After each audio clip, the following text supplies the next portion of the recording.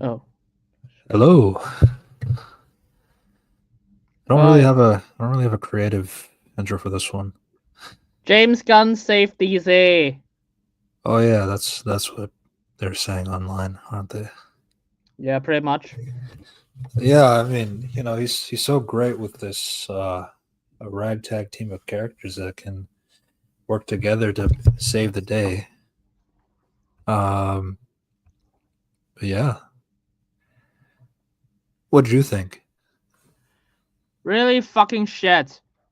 Last. I yeah, I gotta say I'm kind of like I was like baffled at how bad the show was and how much gets a pass out of this, but we'll save that discussion down the line. But yeah, as a appetizer to the DCU, as Gunn would say, prior to then changing it up with how Timothy said, in the announcement slate, he introduced Creature Commandos, but then he says Superman is the true beginning of the DCU, which I don't know why they didn't stick to that. And yeah, I do agree. I understand the whole idea of like, well, you see, this show was made during the time when the DCEU was a thing. It was meant to be the sequel to the Suicide Squad,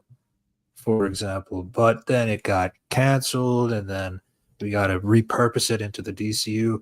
See, now my problem with that logic is that Gunn is still the creator and the writer, but not just that, he is the CEO of the new DCU as well. So he has like all the power essentially. So I don't really want to hear so much about there's writing constrictions or they were like not able to figure out what should come in and what should not come in. That's not even the problem with this. Like, I mean, yeah, there's some DCEU like plot threads that are kind of weird to understand, but like that doesn't really solve that doesn't the characters were bad too, which is something he gets praised for a lot. So, but we'll get to that later. I mean, the only one that got praised for this show is like a bride some reason. Yeah, we'll save that. Uh, yeah, I don't like any single character. But we'll get to that. Hello, Rangi. We appreciate it, and yeah, we'll hope to hear some things out later. Also, shout out to Timothy. He's been a very good help for our thumbnails. I think ever since we started 2025, he's really helped improve our thumbnails. So, big thanks to him. And yeah, Unity. Yay, thank you. So, thank you for all the thumbnails and all the stuff. I mean, it looks so much better than the last few thumbnails, than last every thumbnails. Yeah, No offense, Red. yeah, it was tough. I spent a lot of time on that design, but we never really got to use the design because of we never really got to figure out the whole layout of um, our podcast episodes yet. And it was kind of hard to fix that since we've been doing over 50, almost 60 episodes now. But I mean, it's good to have something now for the new year. For the new year. Yep. Hey, we gotta watch this. We gotta talk about this thing. I don't know. I was even watching another R-rated Marvel show animated core not even connected to any franchise. Just called Hitmonkey Season 2. Right. Oh my god. I The mean that. the Hulu stuff. Yeah. I mean I mean, I'm gonna be honest. They probably gonna cancel after this season. Most Uh, likely. no one talks about it anymore, and they drop it all in one go instead of like the weekly. Hmm.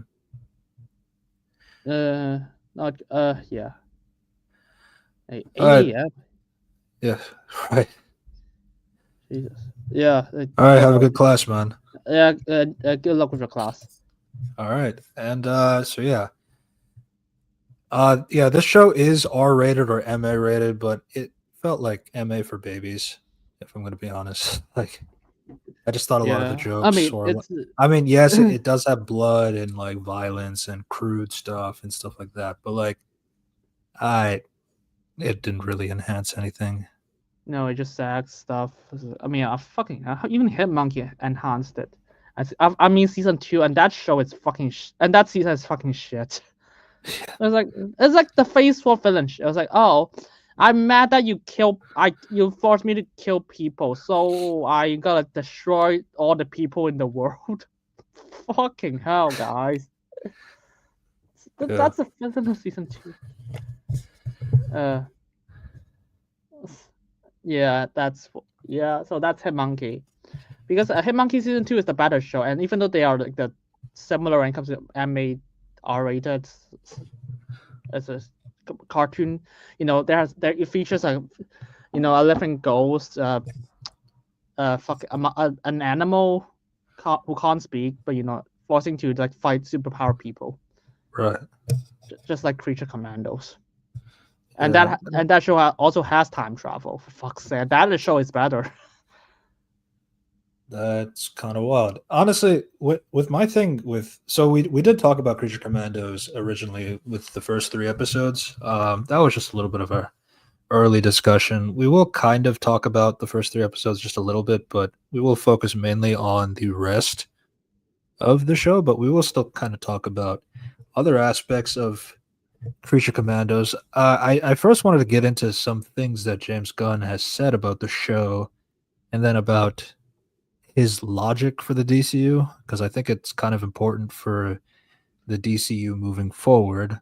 So, first quote, he says, Creature Commandos is an appetizer for what's to come in the DCU. Superman is the true start of everything. It's a humongous epic. This is a way for people to just take a little nibble and see what it tastes like. There are a lot of fun references to other DC stuff and a bunch of hints for things to come. So I think it's just an extraordinarily fun way to start. And so one of the common defenses of the show, outside of like, well, this was supposed to be in the DCU and it got repurposed for the DCU. I don't know what that means in terms of like why the writing could be bad is okay. Like that doesn't make any sense to me. And then two, it's like, oh, it's an appetizer, not the main course. Like if you have a bad appetizer, it's not a good thing for the meal. Like, oh, if this is bad and you're saying this is what is meant to be what is to come in the future, it's like, I hope not. I mean, he sounds like J.J. Abrams, so he just did not explicitly say that their show is mystery box. It has a lot of references for fun things. And you just have to clap at the references. This is mystery box. What's the answer? No. There's a lot of potentials. I'm gonna be honest. Even the fucking Twitter, I keep checking like online. They're like, oh, what is so cool about this? Oh, something there's a lot of potential for a lot of future things. I was like, fuck. You sound like J.J. Abrams. Yeah, that's a good point.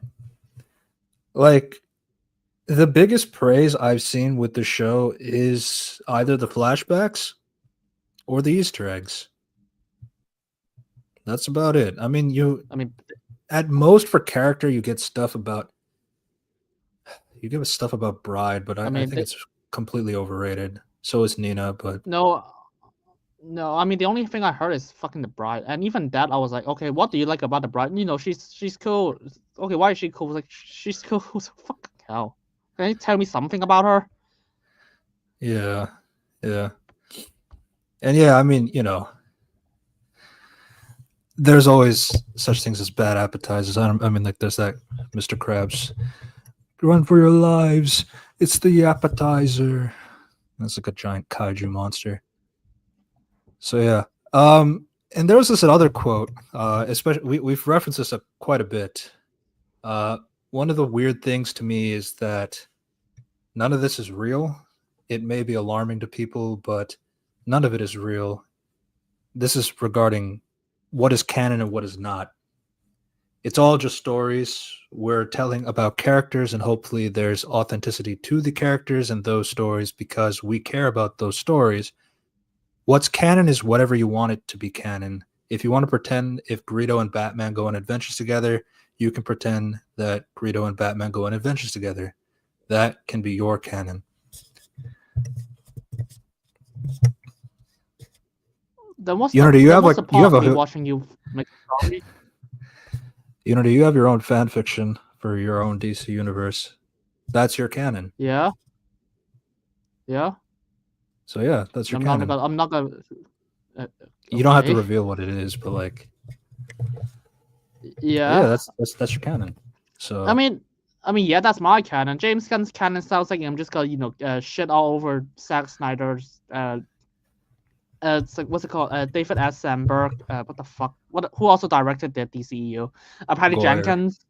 He did Well, not. He did Goyer's not the direct. writer, but yeah. Patty Jenkins is who directed the Flash. Andy Machete. Who directed Kathy Yan, who directed Birds of Prey. I was like, yeah. By the way, I'm gonna ignore them, but I'm gonna take like aspects of Creature Commandos and honestly, like this show really TSS. the show bugged me in a way that like there is a lot of things that the show does that if Zack Snyder did it, people will get fucking mad. But the fact that it's James Gunn who wrote it or did it this way, that it's okay. No, to be honest, especially that one dream sequence. I mean, this does not even remind me of Zack Snyder. It reminds me of J.J. Abrams. So that's another thing. It's a combination, but yeah. To be honest, it more like J.J. Abrams and Rian Johnson. Yeah, and you see, like one of the things that this quote in particular about canon could be whatever you want it to be, but like he uses that as a way to preface the next part, which some people do miss. So I do want to clarify that. He says that basically how canon will work in the DCU is that anything that is mentioned verbatim by Gunn or through the dialogue of the show or movie, that would be canon.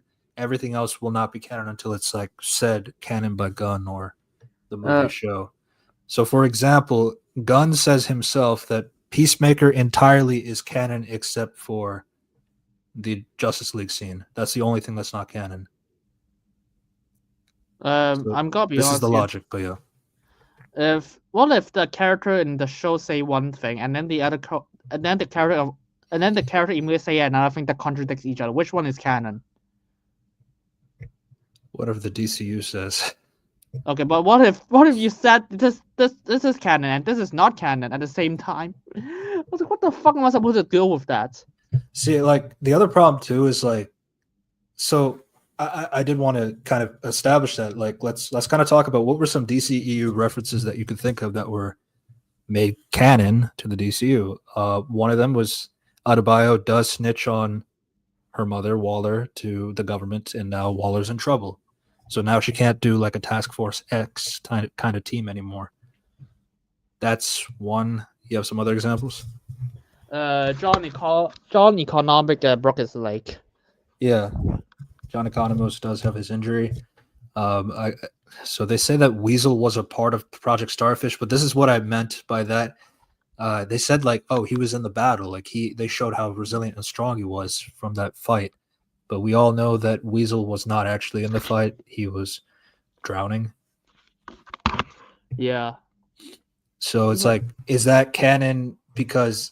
So which one is canon? Like Weasel actually was there, or was Weasel technically there because he was technically on the Project Starfish team? Who's to say? I have no idea. So maybe there's one. I mean, the new one is canon, I guess. Another thing that's canon is Rick Flag Jr. did die. So I mean that's fair. It's Peacemaker's sequel, so they kind of have to agree with that. There was one cameo that came back at the end of the show. Who was that? You know, King Shark, but not played by Rocky. Right. Yeah, and one of my notes for that is like King Shark, he was like free at the end of the Suicide Squad. Like he was able to get his freedom with Bloodsport, Ratcatcher 2, and Harley Quinn. But he's back in Bel Rev, so it's like, why? And I guess it's like, it's either like, oh, maybe he didn't actually go on that mission, or maybe he did. I don't really know what to say with that. Or they feel like King Shark is too stupid, so it's like, he thinks home is Bel Rev, so I guess he'll just go home to Bel Rev and all that stuff. So yeah, talk about another comic book character that's disrespected as well. King Shark is like highly intelligent, but that's a different conversation. Oh God. I guess the other two references that you talked about was like Bel Rev is still the prison, but now they say there's a normal division and there's like a monster division. So it's like, how do you differentiate the two? I don't know. I don't know, man. Because King Shark is certainly not human when he's recorded in the first movie. In the Yeah, it's second like, movie, and then it's like Weasel was also in the human department, like in his cell. So in the movie as well. I mean, I don't know. There's like some aliens in the first film as well. I mean, I don't know. I remember there's like some creatures in the first film in the Suicide Squad. Yeah, and I think you said like they also mentioned one of the cities getting mind controlled by moths or something like that. Mm. But yeah, these are some references from the DCU. They You haven't know, said anything like not not crazy. not kill, just mind, just like my invasion of the body snatcher shit. Yeah, So it's like there's a I didn't get lot of to I didn't get to finish that show. I got really sick of the humor. no. I don't even know what to say about it because the world building is so fake. I say that there's an invasion in the city, which is not wrong, but at the same time, I just don't know how to quantify it because it's not that big. But at the same time, you just don't know how big it is because it's a fucking invasion of a body snatcher of moths. It, and the show never just tell you that okay, this is how big, how many people got mind controlled by moths. Hmm. So, with that, just a little bit of a non-spoiler. In terms of the show's premise, it's about a ragtag team of misfits that need to save the princess of Bakolistan from Cersei so that they can keep good relations and have access to their oil. But Cersei will reveal a dark secret about the princess that can compromise the world, and this team would need to go back in order to save the world.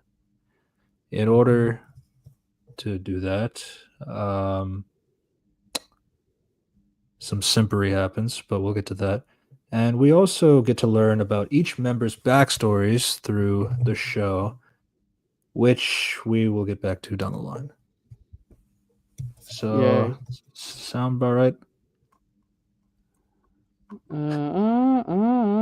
Fuck you. Yeah, sure. Why not? Uh, but yeah, Yeah. So, what do you want to talk about first? I Like guess there was some. chronologically.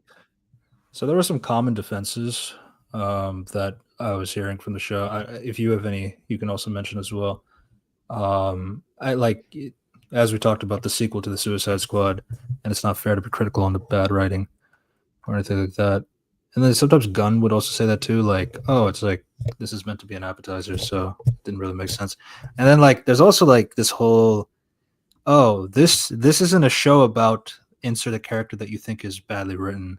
It's not that person's show. It's a Creature Commandos show. I love that criticism a lot.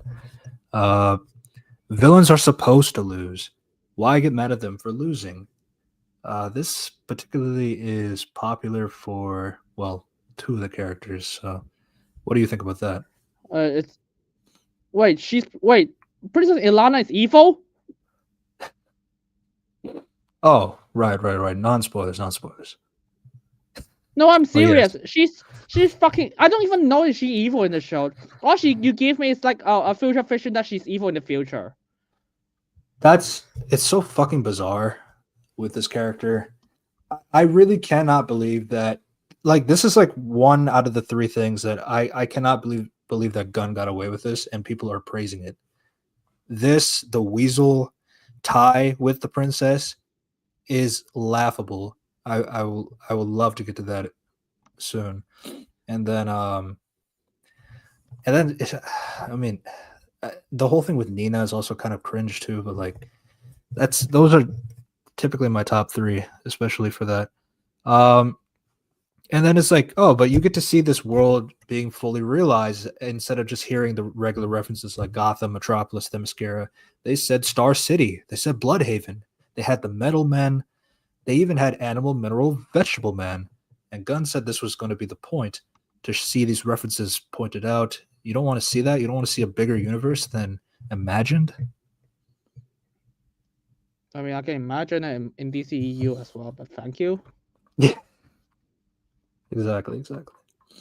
And I guess last thing before we start talking about the plot, how'd you feel about the animation? Cheap. Like, Yeah, I'm sorry, it looks cheap. there's some like stuff that's like really good.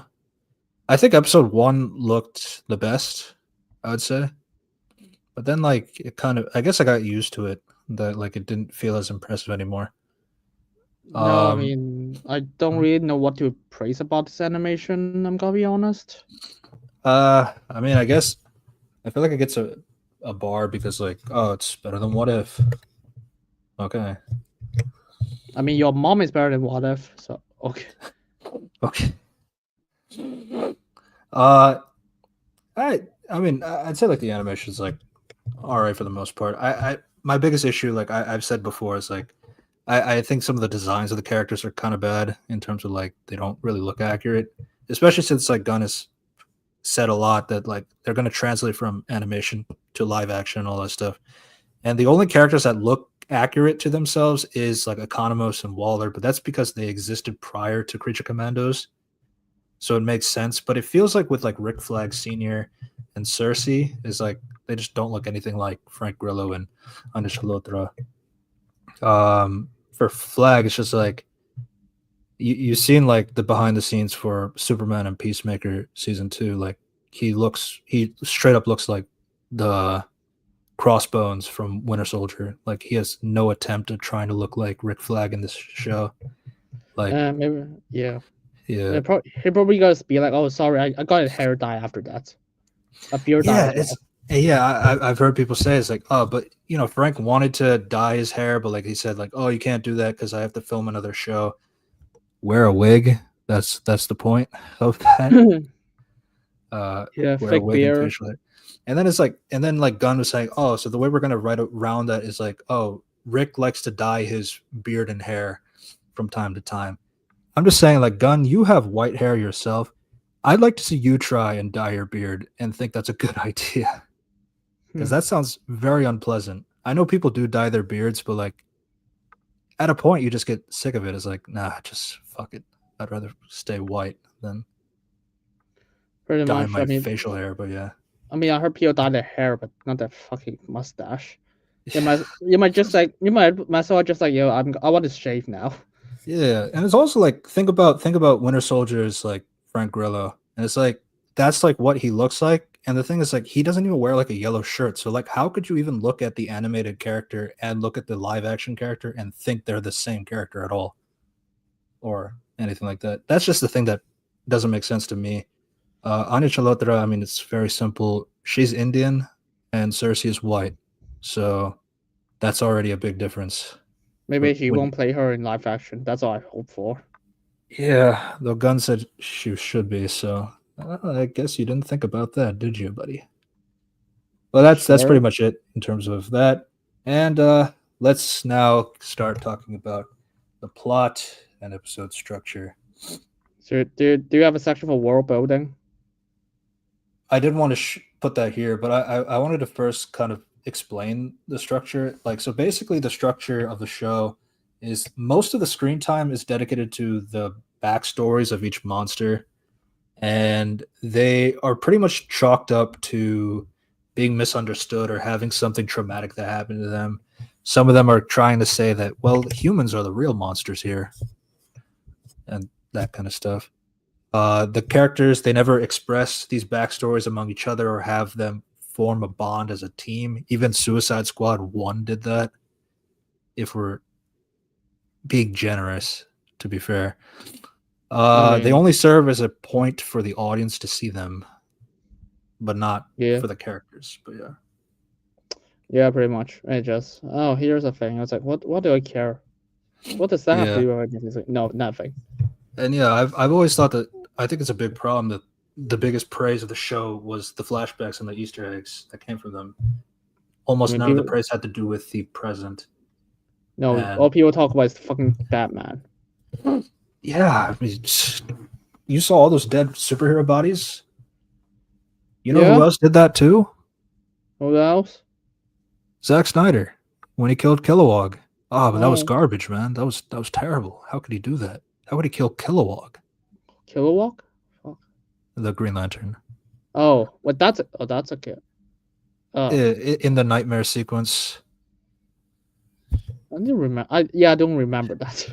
Yeah, no, that's all right. But yeah, no, but we saw dead Robin. We I saw mean that dead Wonder Woman. Wonder Woman. We saw Peacemaker. We saw Starfire. Man, look at all these characters that will exist someday, but like we got to see them dead. That's such a great way to introduce the DCU to us, to let us know that there's all these characters. Do you know how could that happen? Because at least in like what's it called, Zack Snyder's Justice League, the Snyder cut, I was like, okay, I can believe it because it's Darkseid. He has like infinite resources, and then now now you tell me that this princess can do it. It's like, okay, how can she do it? Yeah, but you see, they had Gorilla Grodd, so that's been like the shoehorn. Yeah, Gorilla Grodd could do all that stuff.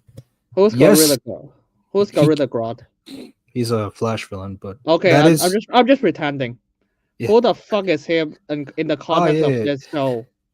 In the context of the show, nothing. Just the thing Yeah, to point at and clap at.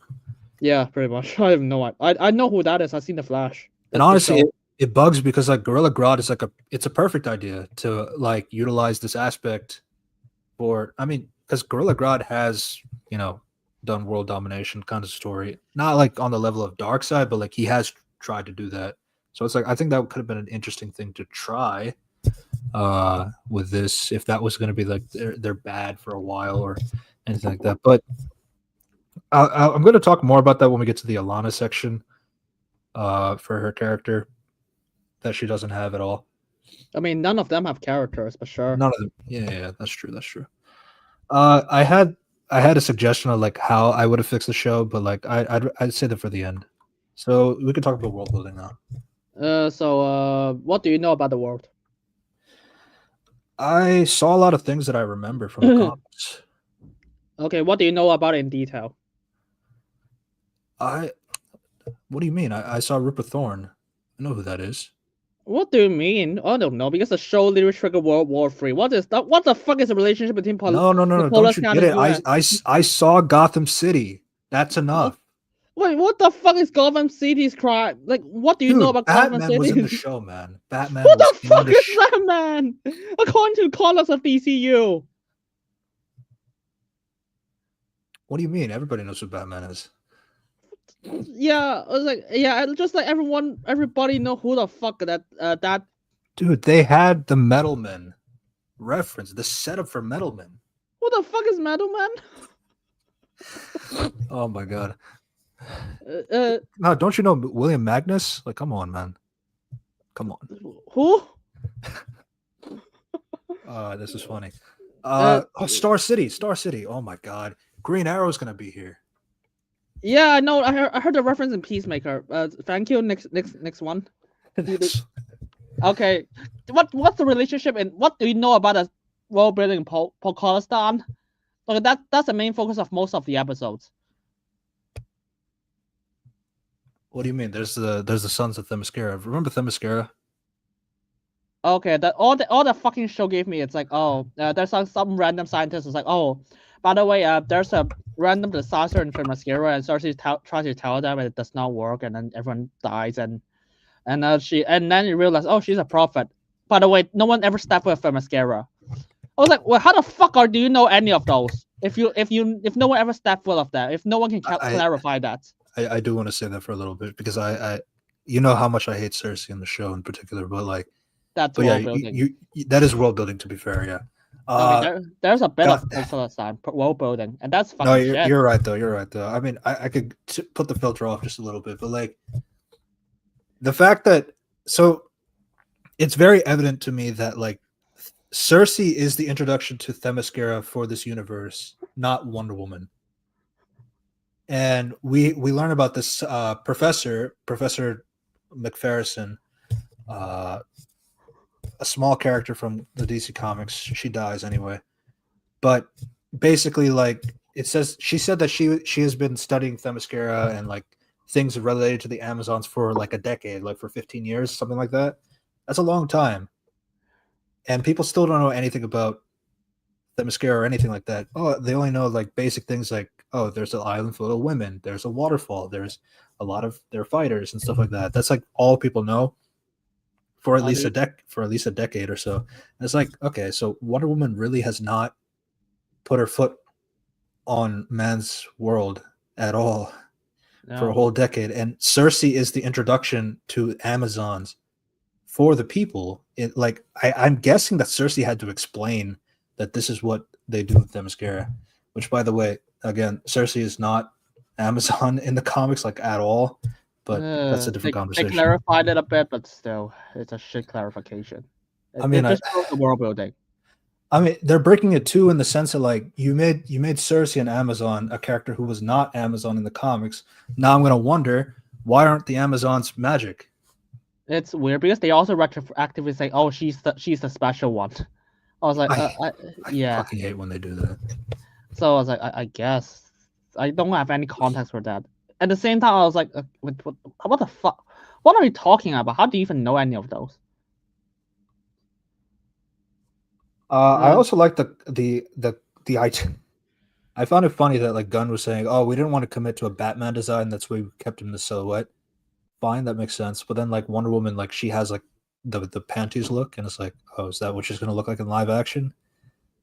We don't know. I just found it funny. But yeah. I have no idea. So it's gotta be weird because there's some world building aspects I have to mention. Yeah, go ahead. So it's like episode 1. It's like, hey, this Pakistan is a backwater country. What tech do we have? Jetpacks, laser weapons, guards. See, and this is why I was saying like Gorilla Grodd could have been the character to actually to justify some of these things. It's like I would still have to wonder how did Alana get like interactions with Gorilla Grodd, but then we learn later that she gets interactions with another DC character, like a big DC character somehow. You just have to accept it. We'll get to him later. But by the way, people missed that, but Pakistan invented resurrection technology in 1883. That's a fucking backwater country. You serious? Yeah, right. This is going back to that science fiction, combining science fiction. Yeah, right. but like in the real world, you have to imagine what the fuck you just said. 1883 resurrection technology. I'm gonna be honest, they probably just gonna use this as an excuse to bring her back. Oh my god. No, she was such a great character. Why would I want to see her die?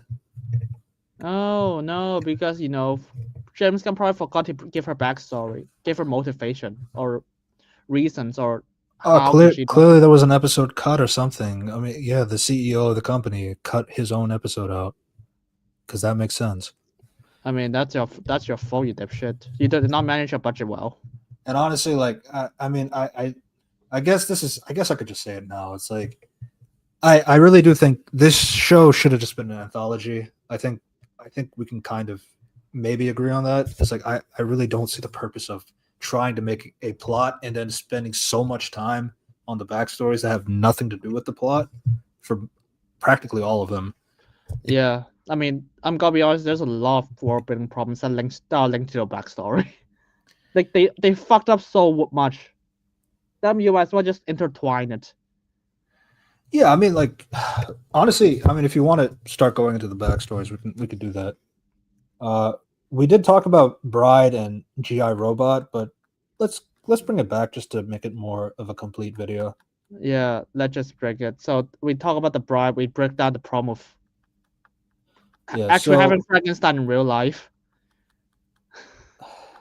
again, that's still kind of a bit of a, because like DC Comics do that too. So I understand where it's coming from. It's just like I think my problem is like first putting Pokolistan, putting this into Pokolistan, and then calling Pokolistan a backwater country. I think that's a bigger issue, at least to me. Yeah, I was like, yeah, that's I was like, okay, you clearly fucked up. Yeah. So as we said in the last video, so a lot of the elements of, especially the first scene, is like using Mary Shelley's telling of how the bride was like conceived when Eric was wanted Victor to make the bride and all of that. The Victor is like saying his fears of like, oh, I'm not really sure if this is a great idea.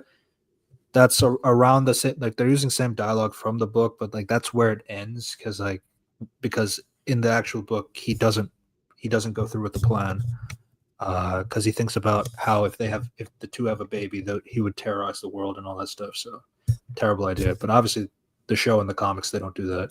Then again, in the comics they don't do whatever the fuck they're doing moving forward. So we'll get to that later. Yeah, I'm sure comic has more justification than whatever fuck they gave me.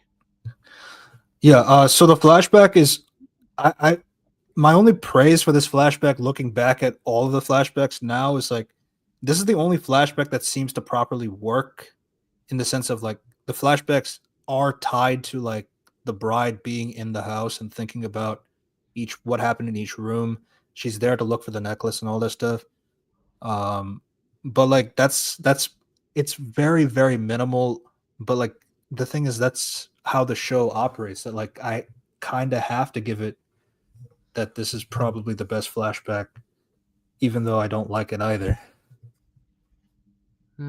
I don't like it. I don't think I like anything about this show.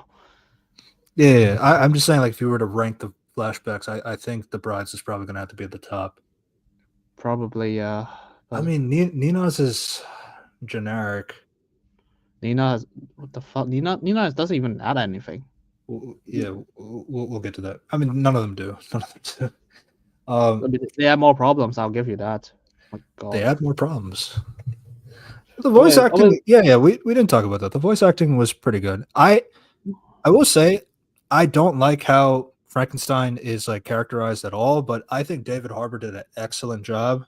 Like honestly, he could have been the loud, brash, and like screaming kind of character, but like, I mean, he did have that in times, but like, he also, I liked how he was able to be quiet and say his like dark shit, like in a quiet voice. I thought he did an excellent job on that point of view. Everyone did a great job. I think so. I didn't think Maria's was that great for Alana, but that's a different conversation. All right, I forgot those two characters in these backstories because they don't have backstories. Rick Flag and Alana. All right, they are Rick. Don't worry, they are not even characters. They're not characters. No, I'm serious. They're just a part for James and Jennifer to feel like they're fucking. No, don't worry. Even Cersei is also not a character. They just say that she's a character. Yeah. But yeah. So there is a small connection of like trying to find the necklace. The thing for me about the necklace thing is like that doesn't really play a factor at all. Like that doesn't. Oh, she found the necklace. Is she going to be like a more nicer character now? Is she going to be more things like? I mean, like I guess she was a bit more accepting of Nina's like annoying factor.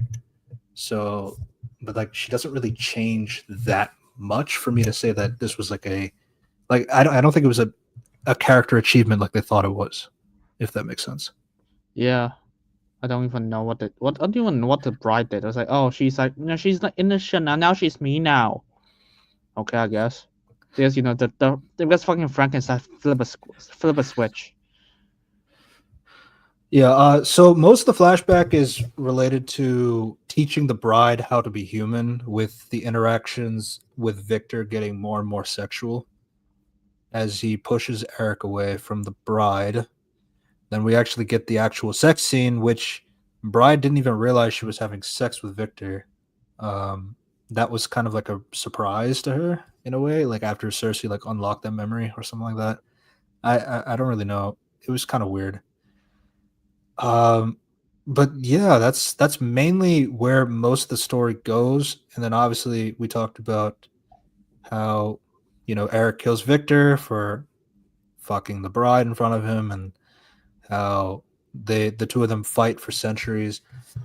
But like that's basically it. I mean, she doesn't really. The thing is, like, we don't really see that personality shift. It just happens, and it's like we don't really see that where she got jaded or like what like made her the stone cold thing. We don't see how she got arrested and got to No, Bel Rev or anything like that. So I mean, if she got into Belref, what the fuck isn't Frankenstein in Belref for a long time? yeah, it's like he escaped, but Bride couldn't. That doesn't make any sense. Yeah, I mean, and the fucking Frankenstein is even worse when it comes to hiding. He's not even trying to hide. That's the big. Yeah. Oh my god. Like the Bride actually has some sense of like stealth at least. But yeah. Um the biggest criticism that this scene got in particular is like, it's the infantilized woman with the mentor man trope, and then they have sex kind of a thing. That was something that was like heavily criticized, and I think it's fair. Because she literally cannot talk, like, and it's turning him on. Like, I don't really know what else to say. Yeah. It's like a dad fucking his daughter. I don't even know. He is fucking his daughter, yeah. I mean, at most you can argue it's an adopted daughter, but still, that's still weird. Yeah. So that was the bride's backstory. How does it really connect to her main story? Good question. She just goes through that building and she got kidnapped. Good question. I have no idea. She just like she just got sad, visited again, and got kidnapped there. So that's the most I can say. I'm a mean bitch because my backstory is sad. Looks at the And backstory. It's not. The thing is, like, I learned more about Eric and Victor than I did about the bride. and even that was like they're barely even characters as well. Well, I mean, at most they're really one note. I mean, I'll say like up until that point, Frankenstein does have more in the sense of like, yeah, he's angry about the fact that like they were getting got killed and all that stuff. But there was at least something like you could see his feelings, or like you could see like how he's reacting to the situation, or like how he wants to go about this whole thing with pride and all that stuff. So it's like there's something there because like he has a cognitive understanding of what was happening, whereas like the bride, she doesn't know because she has the brain of a 3-year-old at the time. So that's kind of the Yeah, issue. Um, that's why the whole thing is just weird. and then just got a bunch of montages like, oh, she grows tough now. It's like, she's sad that the person fucked her died, so she's mad, I guess. I would have said Frankenstein, but that was a bit of a waste. What would you say? That What was a do I waste of learn? time. Well, what do I think of Frankenstein? She's a waste of time of the entire Yes, show. yeah. So I really don't know if I want to talk about comics right now.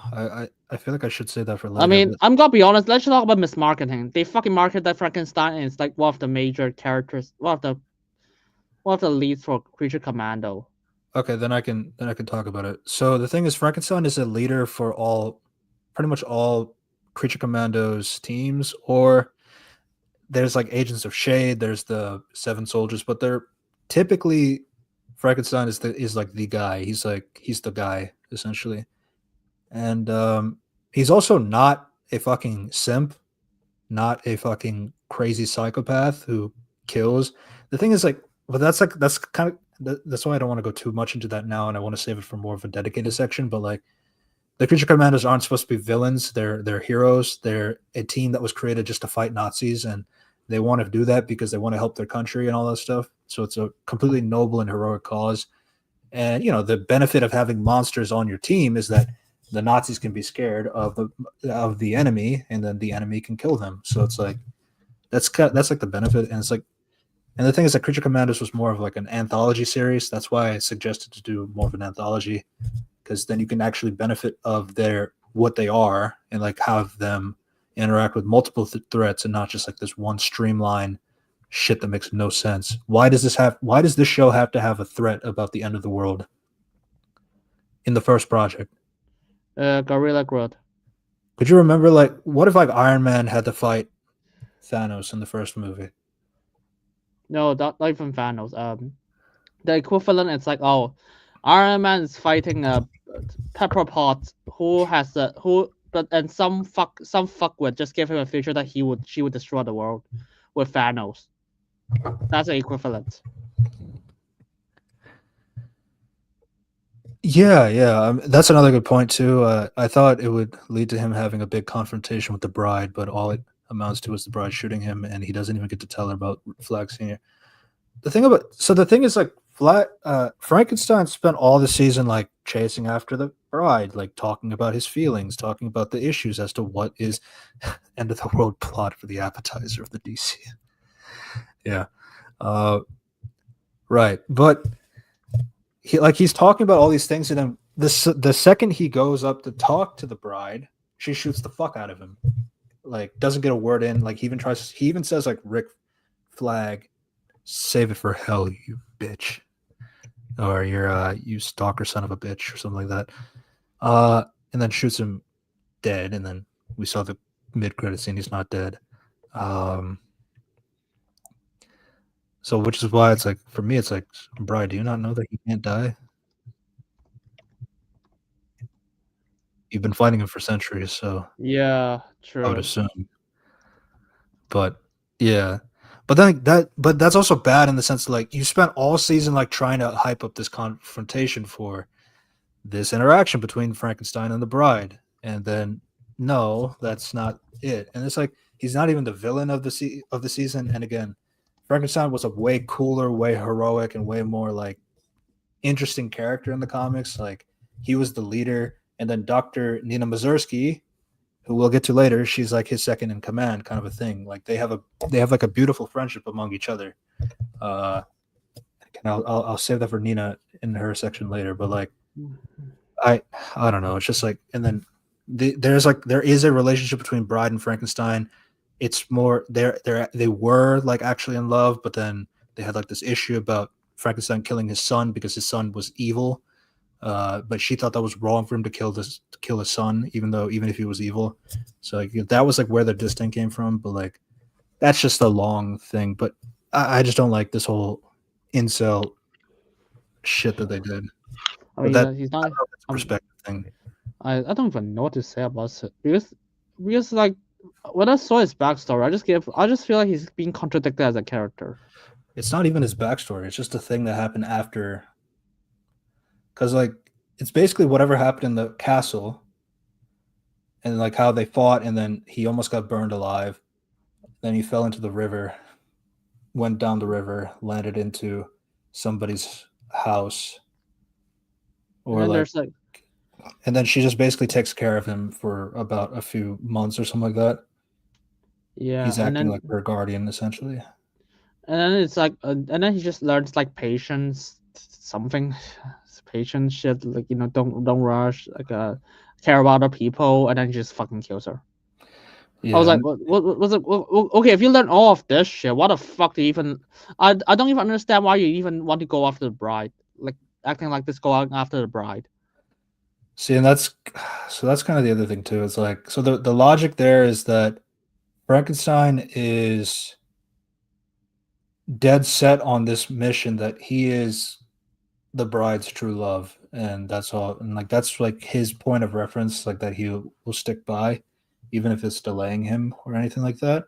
And then, so Bagna or something like that, the old lady, she didn't want him to leave because she's a blind old lady, so she doesn't know what Frankenstein looks like and anything like that. But like, that didn't really bother her and all. But like, she was trying to say that she doesn't love you. She doesn't love you or anything like that. She doesn't want to be alone. Like that was something that was an issue for her, and like that was like his last line. No, I wouldn't leave you alone. I'd never do that. And then that's where he slams the rock over her head to kill her. Yeah, and that I and I I get it. Like his logic is in the sense is like she's gonna be alone. Is it better to be alone or better to be dead? And that's kind of his twisted way of that. But like, I don't know. I don't know. You can just bring her to a city or something. Like, that would work out. I guess this is still the 1800s a little bit, so it's not too modern yet in terms of this flashback. Yeah, it's just a weird flashback. I was like, I don't even know what is that add to the character. Actually, I think it's actually contradicted Frankenstein as a character. No, I don't even understand why he sees such a major simp. No, it's like, I mean, I feel like I think it's just a classic. Like, I think the voice acting carries the stuff, and it doesn't make sense, but it's performed well, so that's all that really matters. Yeah, it doesn't make sense with characters, but well acted. Fuck you.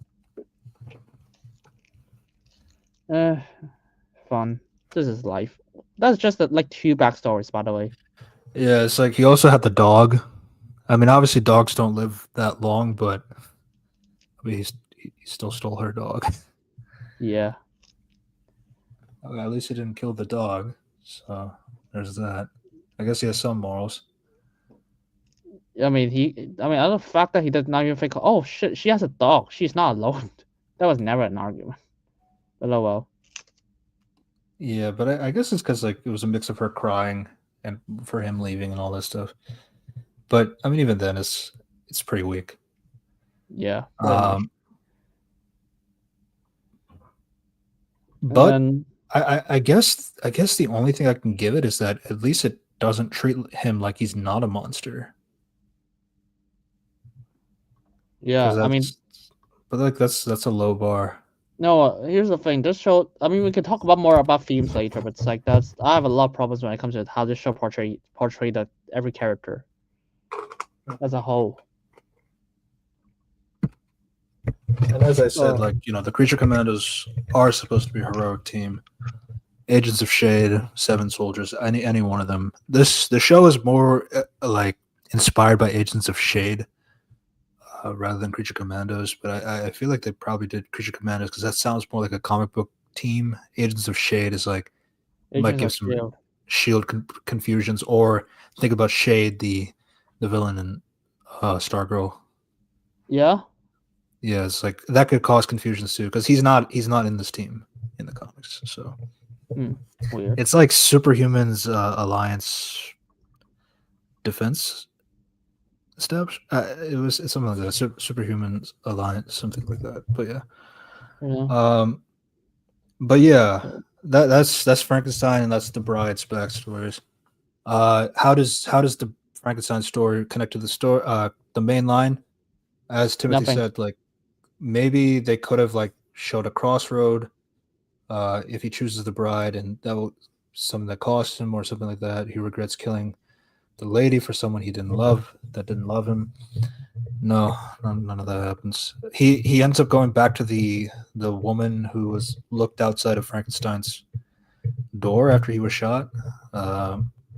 She's the random person who called like, "Oh, your bride is back." I mean, Yeah. I guess you established they're friends, but I mean, I don't even know. like the thing is, like I thought that she was like the same old lady from the from that first episode, like at the end of that episode, like I thought she was going to be the same lady from the you know the flashback, but it's not. It's a completely different woman. Um, I just thought that was kind of a weird thing. It's like, oh, he has a human friend. Don't you want to show maybe how did they become friends? No, they didn't do that either. Yeah.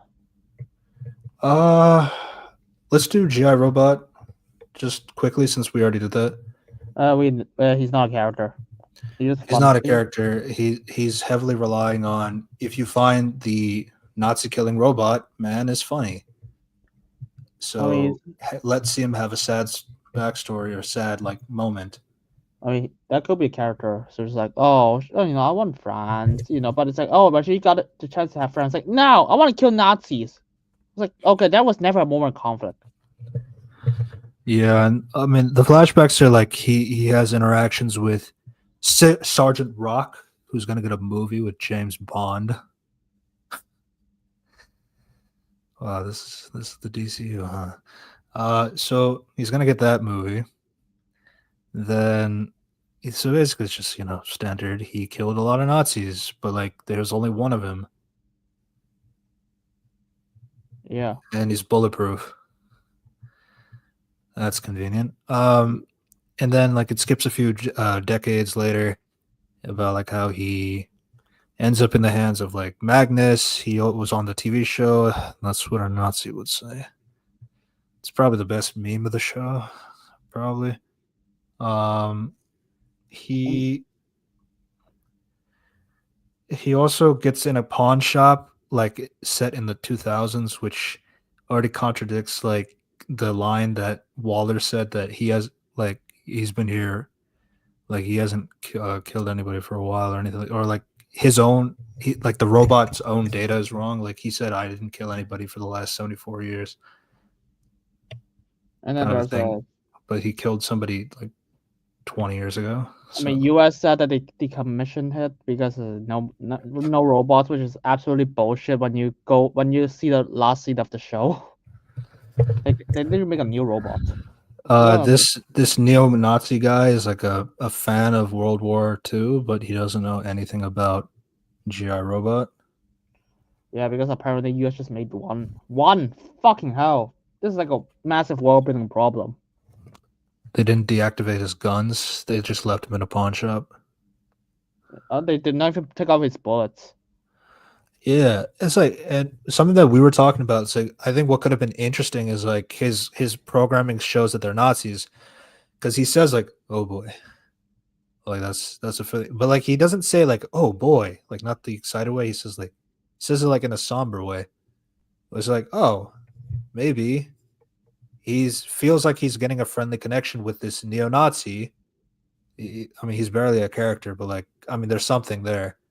But then like it's like he pulls out the guns, like, fuck you, Nazi, and then just kills all the Nazis with the bullets that are still in his wrist and all that stuff.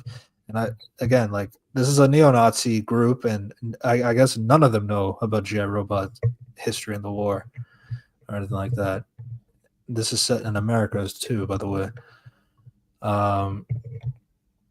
American history W's. So I feel like that's important information to know. What would have been interesting though is like maybe he does try to do that, but there are no bullets in him. Like he can't actually shoot anybody. So it's like, damn, I want to kill Nazis, but like my function is gone. Like what can I do with that? Like that could have been a character moment, but no. No, I mean, or he could just like shoot other Nazis, but he decided not to shoot the guy who helped him. Maybe, but he was like the first to die. Jeez, yeah, and there's no regrets. There's no regrets, and it's like I get it. Obviously, it's like fuck Nazis, they're terrible people, and all this stuff. But like, if that's really the point, wow. And then I'll also mention that because episode 3 we're gonna gloss over it in terms of the plot, but like, yeah, in episode 3, like he just has to ask Flag, "Are these Nazis, General?" Yeah, they're Nazis. Oh, so you could just tell him that they're Nazis, and he'll just shoot them. They don't have to actually be Nazis. Just as long as you tell them that they're Nazis, then yeah, just go ahead. So what's the point of scanning them? Is kind of my thing. But then also it's like he like the sons of Themyscira are like incels. I don't know if incels equals Nazis, so not No, all the that's time. Twitter argument. Sometimes, but that's the argument. Yeah, that's Twitter Twitter arguments. argument. Yeah. So that's the other backstory. I learned nothing, but thank you. And he died anyways. Oh, then he comes back as like Sure. as like a buff Hulkbuster. He looks so stupid. No, yeah, I mean, and I literally do not understand. Yeah, and I just at that moment I was like, you shot the world building again. Yeah, you could just rebuild GI Robot. I mean, I Yeah, guess in modern times would be different, but like, I mean, the only one you establish who has his data is William Magnus, and because the U.S. have right, fucking shut it down. the Metal Man. Yeah, Yeah, and that's it. So unless he's building William Magnus or someone has his data or something, none of that's gonna work. yeah, and it's also like his one thing that tied him as like a kind of a character is like Nina, but guess who's gone? Nina as well. Yeah, so No, that's great. He's back, and there's no human connection to him, so he's just back because Funny Man is back. Funny Robot Man is back. So yeah, let's talk about Weasel. oh Let's he's talk about Weasel's oh backstory. always was innocent. Fuck that. I mean, it has something to do with the story at the end. I give it It that. does have something to do with the story at the end. It has something to do with the final fucking fight. Oh, but But yeah. Nina, Dina, Gina, Bobina. Yeah, So you know how like they kept saying a few times as like a passing joke in the Suicide Squad and Creature Commandos that Weasel is he's a child killer. He's killed like 23 kids. Actually, no, according to his lawyer, he was accused of killing 8 and kids. his lawyer also just came right now. His lawyer is voiced by Linda Cardellini. Oh, I thought she would have a bigger role, but apparently this goes nowhere for some reason. Because so here's the thing. So Weasel can't talk. So you know, people are he can't explain like what happened, or he can't explain why he was in jail or why he was accused. He doesn't even know what he was accused of or anything like that. But you know, silly walking rat man who can level Cersei somehow. She he was just a regular rat guy. He was found in a schoolyard. Some of the kids saw him and like, oh, look, he just wants to eat something. They give him an apple. He eats the apple. Then they play fetch. They play ball. They play And catch. He's having a good time with a bunch of kids in the schoolyard. And then janitor, I guess assume. this janitor, stupid guy, takes a look and he has concern. Whoa, these kids are being attacked by or are being with a thing that looks like a monster. Fair reaction, fair reaction. I don't that's I can see that being a concern because like none of the kids are worried about this is a weird dog thing. Okay, Yeah, okay. I mean they're kids, they're kids. I guess they're more friendly than you adults. Fair enough. And then the janitor being scared is another fair reaction. Okay. He calls somebody, he calls the cops, like, hey, I saw the kids like being in the school with this weirdo dog looking thing. We'll sit tight, man. We'll be right there. And then it's like, oh, he's got the jitters. The janitor's got the jitters, and like you know, he's got to take out the blicky and all that stuff. So he's got a shotgun, and well, as you mentioned before, wow, the school is open on this day. That's great. yeah. It's not locked or anything like that. Like they Yeah, just fucking gaslight. They're just like this is like they just hand wave it. Uh, they just lampshade. It's like, oh wow, it's not locked for some reason. Yeah, what is it, it? Why is it not locked? this is a good point from Timothy. It's like the lawyer does show a picture of the little girl, the blonde girl, and he looks at it kind of like sadly, but then he eats the picture. Yeah, and then remember this guy. He's so motivated to just save Alana because he looks like her.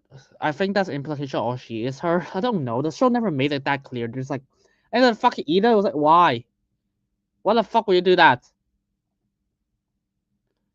Okay, so yeah, there's a lot of plot bullshit in this episode. Well, like Elizabeth Bates, or it's like, oh, tough, strong lawyer who just take no shit, never appear again after that scene for some reason. She's also barely a character. She's a exposition machine. That's all I want to say. And then like and yeah, that's how it works. She just eats it, and then there's the big cat guy was like, oh, let's just play inside the school for some reason. Uh, by the way, let's just, and then they just have some really arbitrary bullshit that I kid you not, set the school on fire because they actually just hit the gas. They decided just like, yeah, let's just play in the basement for some reason, and it's like triggers on fire. I don't know how does that work. But yeah, that's how, and that's yeah, that's that's the logic. And then the janitor just came and was like, yeah, let's just shoot everything. That's I guess, but at the same time, I don't know. I guess so. It's so difficult for me to tell you anything about this. I just love just like I guess instead of I know that this is gonna happen. Oh, I was muted. That's why. I Yeah, was repeating myself, and you kept talking over me. It's like, what the fuck is going on? Oh, okay. One yeah, sec. Fix my mic. Yeah. So basically, as Unity said, I could have been okay with the concept of an adult being fearful of a werewolf guy being with kids. That's totally fair. And I could even see like maybe he wants to take a stand and try to do something. It's a bit of a yeah, risk. You're bringing out a fucking gun to with a bunch of kids in the room, but yeah. okay, I mean, I guess. But then the guy just fucking blindly shoots wherever the weasel is like running off to, so he doesn't get hit by bullets. To the point where there is a fucking gas canister that No, he because yeah. yeah. Holy shit! And the gas is because some apparent alcohol has enough firepower to just burn stuff. Oh, it is a propane too. So I get where the fire is coming from. It's more like you fucking idiot. You just you're just shooting. First off, you're bringing out a gun to the kids. You're not even trying to like kids get behind me or something like that. Because he's shooting, and the kids are still in front of him. So it's like he's not even having any risk as to like maybe the bullet could hit the kid or one of the kids. So it's like I don't. It's the awareness of the people of the human characters are really stupid. And he decided to shoot when the place is on fire. Wow. And he kept shooting when the place was on fire, and then obviously like all the pillars like they fall and kills like 7 of the kids. Not just that, the entire school exploded, and somehow the weasel survived. And okay, fine, I guess she's like superpower or some shit. Okay, the girl survived. Some reason. This is a building fucking blowing up. It's not like so the thing. It's not the worst thing mainly because like obviously like collapses and all that stuff like it could kill somebody. It could like somebody could get really injured, but like it doesn't kill them per se. Yeah. I could see that being the thing. Obviously, it's like it's the blonde girl with the purple shirt who has like she has that connection. So, God, I remember seeing somebody tweet on the day after that episode. It was like, I feel like he's gonna get PTSD when he sees the princess or something. And the fact that that's accurate, the fact that that is true, I mean, the fact that refuse to believe. she I, somehow I she just looked. refuse to believe that anybody likes this. Yeah. I mean, the fact that she wears exactly the same as her, just younger and has the same hairstyle, and like looks the same, looks like a young version of her. It's like, wow. And it's like, no, it's like it fucking bothers me because like, okay, so like let's say this like girl was like blonde and with a purple shirt and all that stuff. What if Alana was a brunette, like Rapunzel? like Rapunzel when you cut her hair off. Yeah. What if that's what she looked like? Will he have the same like bullshit? Like, oh my god, I don't want to kill her because she reminds me of that girl that I saved a long time ago. It's like, no, it's like you clearly made it obvious that like these two look the same, so that when you have this bullshit reason as to like why, God, I want to say that for later because like the way that Nina is handled is so awful, but like basically he is the contributing factor as to why she died. Like there's no other way to put it. And then he gets rewarded for it, but which is a joke, but lampshade. Yeah, and I don't even know because we just gotta be like, oh yeah, he died. Yeah, and she just looks exactly the same, act like shit. They just have the same hairstyle, though. Yeah.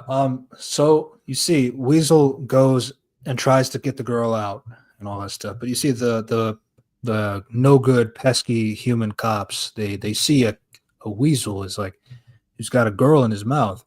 God, he must be wrecking havoc or something like that. I mean, man, like we got to shoot him, even though the girl is still alive in his mouth, but she's still alive. And no, let's keep shooting at the weasel who's holding the girl in his mouth, the live girl in his mouth. No. Who cares about that? No, but they hit Weasel. They hit him. But then he reaches out. They're trying to restrain the Weasel. He's reached out. No, and then the banister falls on the little girl, killing her. So, what? I think the show hates cops. No, it hates humans. But you're right as well. No, and then you got Nina backstory. It's like, yeah, of course the show hates cops. Yeah. Oh my God. That fucking cop in the Nina backstory. Oh my God. Ooh.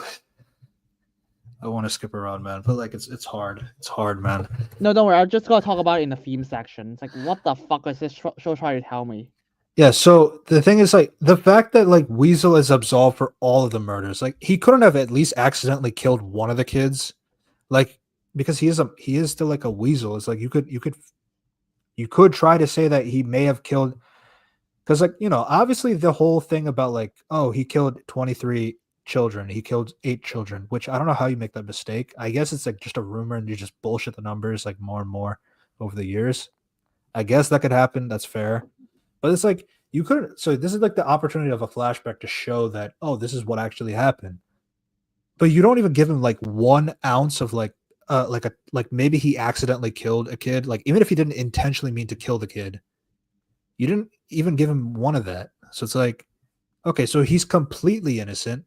The janitor is a moron for using a gun to shoot at children, but then eventually hits a propane gas that kills pretty much all of them. So he was way more dangerous than the weasel. Then the weasel goes out trying to save the girl, but then these 2 cops, these 2 idiots, just like shoot at Weasel, regardless of if he has like a girl in his mouth who's alive. And then after shooting Weasel, they don't even try to get the girl out because I don't know. I guess they just thought she was already dead. So it's like they're just as guilty as like for that. It was like, oh, but like this is the themes, like, which you said you want to save for later, but like, God, you see these awful human beings. They're treating this monster like he's a monster and like not respecting their boundaries. They don't know what it is like to be human or anything like that because they can't realize that they have to save a little girl. That doesn't make it good writing. Yeah. And yeah, this is what Gunn said is the saddest thing he's ever written. No, this Timothy, to be fair, this is the saddest thing he's ever written, just not in the way that he's saying. Yeah. He said this is like the best episode he written. What the fuck? The other was like, oh, he's innocent. Oh, so he's not even a character. Oh no, he said that he can't save per person, so that doesn't contribute to anything. I mean, aside from that bullshit at the end. That was really awful. Like, and the way that they made it worse by like tying it to Alana. That I cannot believe that anybody thinks that is good at all. Wow, they look similar. Now he has to save her. God, like, and because Weasel can't talk, so the other characters have to think what he's thinking, because like they have to interpret it. What is he thinking? So it's like he's like trying to. He feels like agitated around Nina's. God, Alana looks like a Nina. That's why it keeps throwing me off. Yeah. So he looks like Alana. He's like looking sad at her, and it's like, why is he acting so weird? It's like, guys, like, don't you remember that he played fetch with her for hours? Sure. That's not seen in any of the episodes. I You literally just made up a bullshit explanation as to why Weasel could care about Alana is because of something that happened off screen. don't even remember that. I was like, wait, what? Wait, really? When did that Yeah. happen? Yeah, Nina's like holding Weasel back, and it's like, and then Bride is like asking, like, why is he acting so weird? It's like, I don't know. It's like remember when he was playing fetch with her for like hours? Like that's a legitimate line. It's like that's how you're gonna explain the possibility of how like these two are friends. That is awful. That is terrible. Yeah. No good, very bad day. So True. So that's Weasel's backstory. that's Weasel and pretty much his contribution to the story. Fucking joke. What's the next one? Dr. Phosphorus. Oh god, that fucking shithead. Oh, by the way, he cured cancer. First, that's my well-being problem. He fucking cured cancer. I've got the logistics of how he cured cancer. I'm just like, okay, cancer killing research is out of the world right now. No, but you see that he cured cancer, but like he fudged the numbers so that it doesn't look like he cured cancer, because But- like he doesn't want to feel like if he gives like the solution to Thorn, then like Thorn will get all the credit and all the money and all that stuff. Whereas like if you try to continue developing it or something like that will be what makes the moneymaker. But like I don't know. Who cares? You cured cancer. Okay, so I'll briefly explain Phosphorus from the comics just a little bit because I think it is a little important here. So this is like a true connection. There is like a connection between Dr. Phosphorus and Thorn in particular, except like Phosphorus didn't work for Thorn. He worked for a regular company and all this stuff, a company that Thorn had overseeing power to and all this stuff.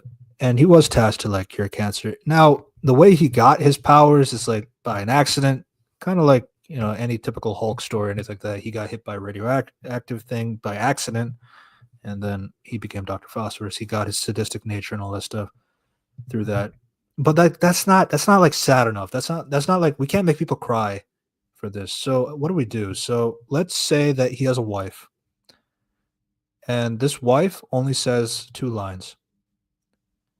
Don't you remember my family, my father, and I love you. And then the next shot is her dead. Yeah, she and her son died, and he's framed for murder. Yeah. So you see, fridging. That's the word, fridging. She was fridged to set up the sad story for Dr. Phosphorus's thing. So you see, again, a real theme that Rupert Thorne is the monster here. So he got hit by a radioactive flamethrower. That's funny. Should I? I have so many questions when I look at the backstory. So yeah, go ahead. For one, why do you feel the need to just fake data? I was like, all you got is like, oh, that country is fascist. Apparently, it's not even a real country; it's a fucking comic country. Yeah, Bolivia. Yeah. I was like, oh, my wife doesn't like it. I was like, I don't care. I was like, your wife doesn't care, so I'm not gonna put my cancer curing research out in the world. I was like, wait, what the fuck do you think a country would do? If they have a fucking, I don't care if they're fascists. If they have a fucking if they have a data of like, oh, I've got cure cancer, they gotta share it to other places.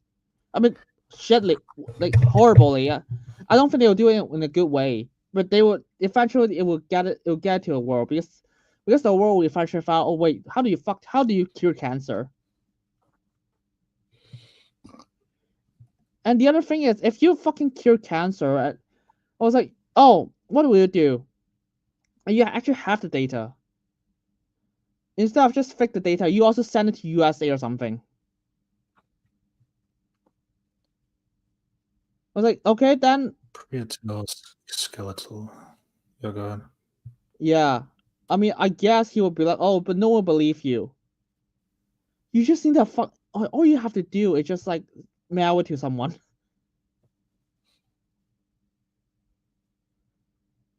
I mean, it's like, oh, but you see, he has to be in control with anything he do. It's like, oh, so that means I will be like, I'll be controlling your research, and instead of locking his cancer research away, he's just be like, oh, it's on my table. Let Rupert Thorne take it. Okay, let's just accept the bullshit. He's just that stupid. He'll be like, oh, I don't understand how the world. Philosophers. Yeah, let's just accept that he's that stupid. He's just like, oh, yeah, I don't know. I can just mail it to people. I just make a copy and mail it to people. Like literally, you can just take a fucking photo and that's it. And then he just faked the data to the quote unquote fascist country. I have no idea how does that work. Right. Okay. So and I'm just pulling up the quotes. I try not to be. You knew the deal, Alex. We funded your experiments on nuclear fusion so you could make cancer go bye-bye. But we would get the results of all those experiments to share our friends overseas. Yes, Bialia, a fascist regime. I try not to be so judgmental. It's business. Well, I did what you wanted. I gave you all the results. You gave me bullshit. You think these Bialan scientists can't see through your made-up stats and research? Now it's on my ass. Now my ass is on the line, you crumb. I'm gonna be honest, I don't even know why form does that work with that fascist country. Is that just USA? What do you mean you cure cancer?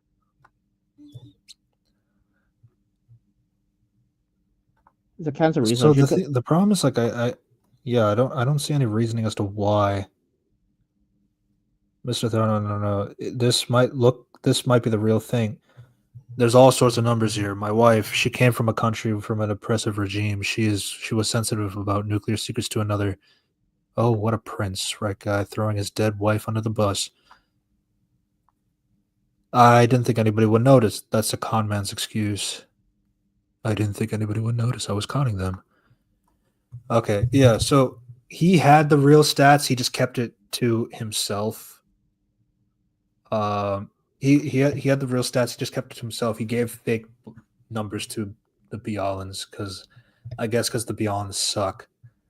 Their oppressive regime and all this stuff. But because Thorne has relationships with, so to be fair, Thorne is a shady person. So yeah, I just he's interacting with shady people in the Bialans. It's not that part is like I do understand. I do know Thorne's character, though he's way too cartoony of a villain in the show. Like that's what the fuck? He's like the most logical person in the entire show.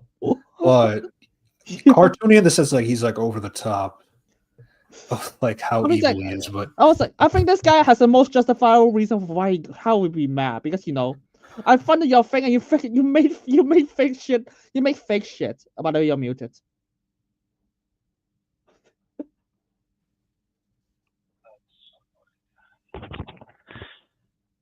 I need to fix my mic, so I'm gonna go back to my headset. Yeah, so you see, dumb shit. Yeah, and so it's like some extremely convoluted way to just like, oh, I'm not gonna give you cancer curing research. I mean, all you have to, yeah. Yeah, go ahead. And then, okay, here's how. Okay, do you want to just go through the part like how he turns into a monster or something? actually, I still want to go back to that. So the thing is, like, here is that I feel like the way that it's written is that you feel bad that his wife got killed, his wife and son got killed, and all that stuff. That the thing that they're arguing about with Thorne and Alex is that, oh, you're sending bullshit numbers to this country, but that country sucks. They're a fascist regime and all that stuff. Okay. It turns out that you have all the stats. Like, you, first off, you kept all your stats in the same room as your lab. I mean, I guess it's fair, but like, if you don't want anybody to see it or find it, then probably don't leave it in an open desk. So there's that. And two, it's like, yeah, he literally admitted to, like, I did solve cancer, but like I didn't want to give the bad country the solutions to cancer. Okay, then give it to the Americans. But he Yeah. works for Rupert Thorne. Rupert Thorne is a crime boss. I know that from the comics and all.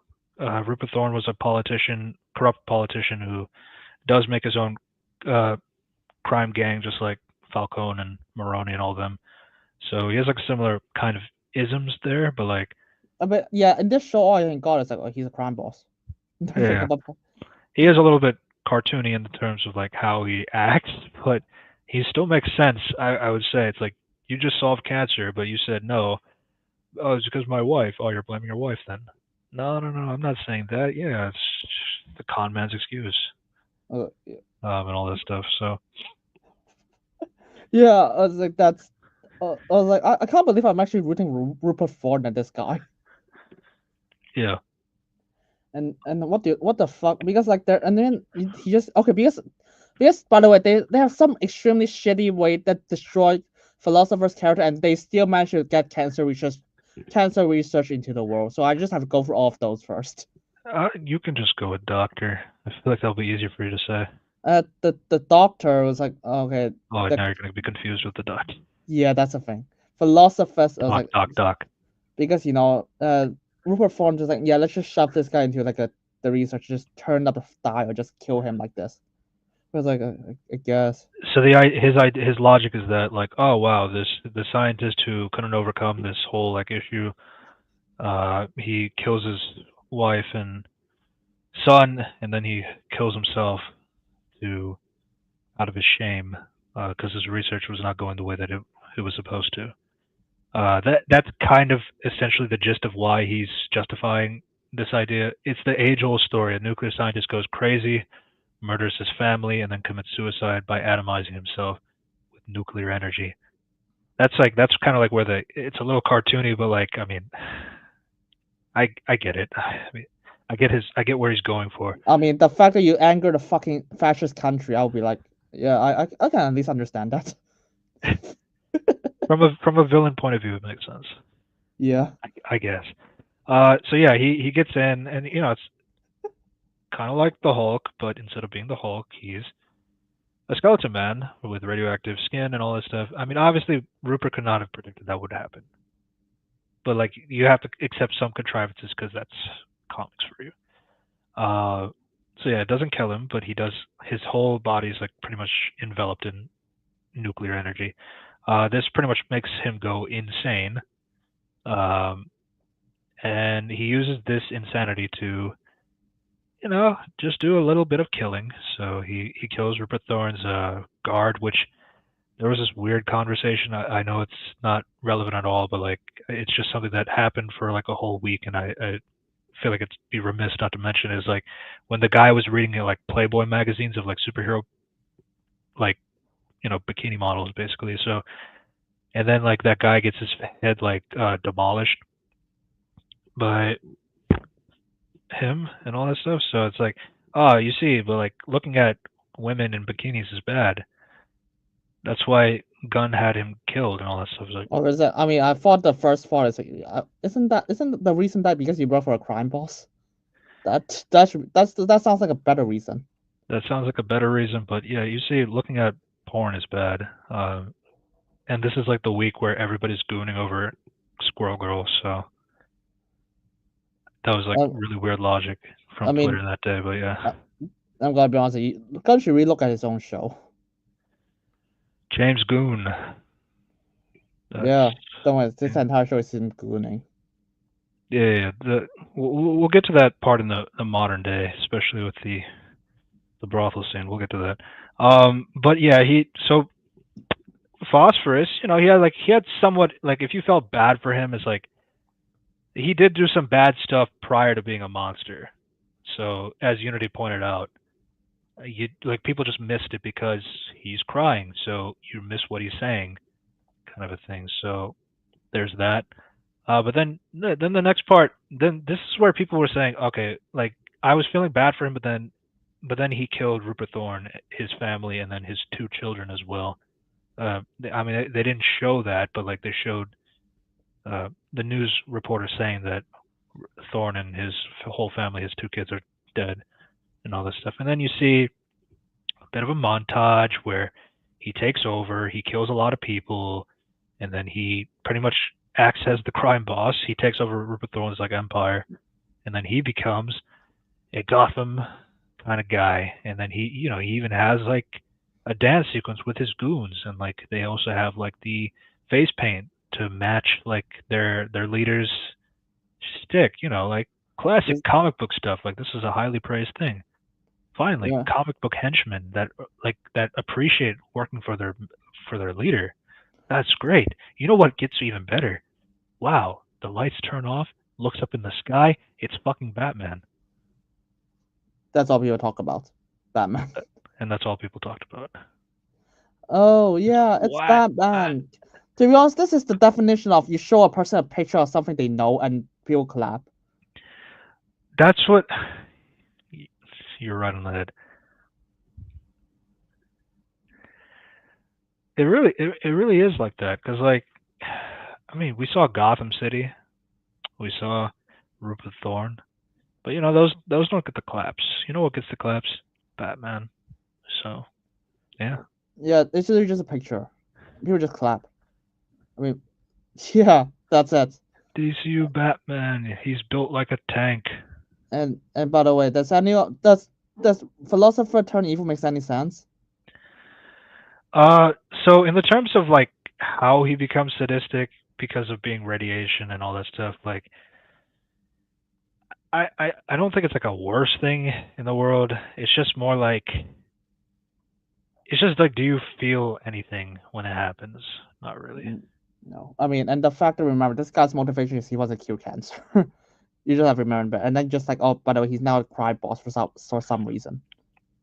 Yeah. So again, just like I briefly mentioned about like the character from the comics, it's just like he was like a normal scientist who was working on cancer research. His company was owned, like he wasn't like the guy, but like he was owned by Rupert Thorne and all that stuff. And then he just got caught up in an accident that made him the Dr. Phosphorus.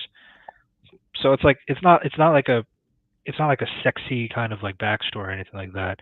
But he does hate Rupert Thorne because like he's the one who funded like this whole thing and like did not do enough funding for like the protection and like that got him like basically like Radioactive Man in that sense. So that's just something that they do have beef, but like he never actually killed Rupert Thorne because Rupert Thorne is like really slimy and he's able to get away with it because of Batman being able to kind of protect him, kind of a thing. So there's stuff like that, but Rupert Thorne died. Oh well, that's it for Rupert Thorne dies, yeah. So. Okay, don't worry. Because yeah, this guy just take over his crime syndicate and Batman just stop him. Yeah, but you see Batman is there. That's all that matters. Yeah. And by the way, I have to talk about for all of that. Okay. I mean, is Phosphorus people's favorite character? I mean, he is put. I see him in the top 3, but the top 3 is like. I mean, he just fucking flipped his character. He just flipped his character in this entire backstory out of nowhere. Yeah. It's like again, the thing is like Radioactive Man, Dr. Phosphorus. The way that Dr. Phosphorus.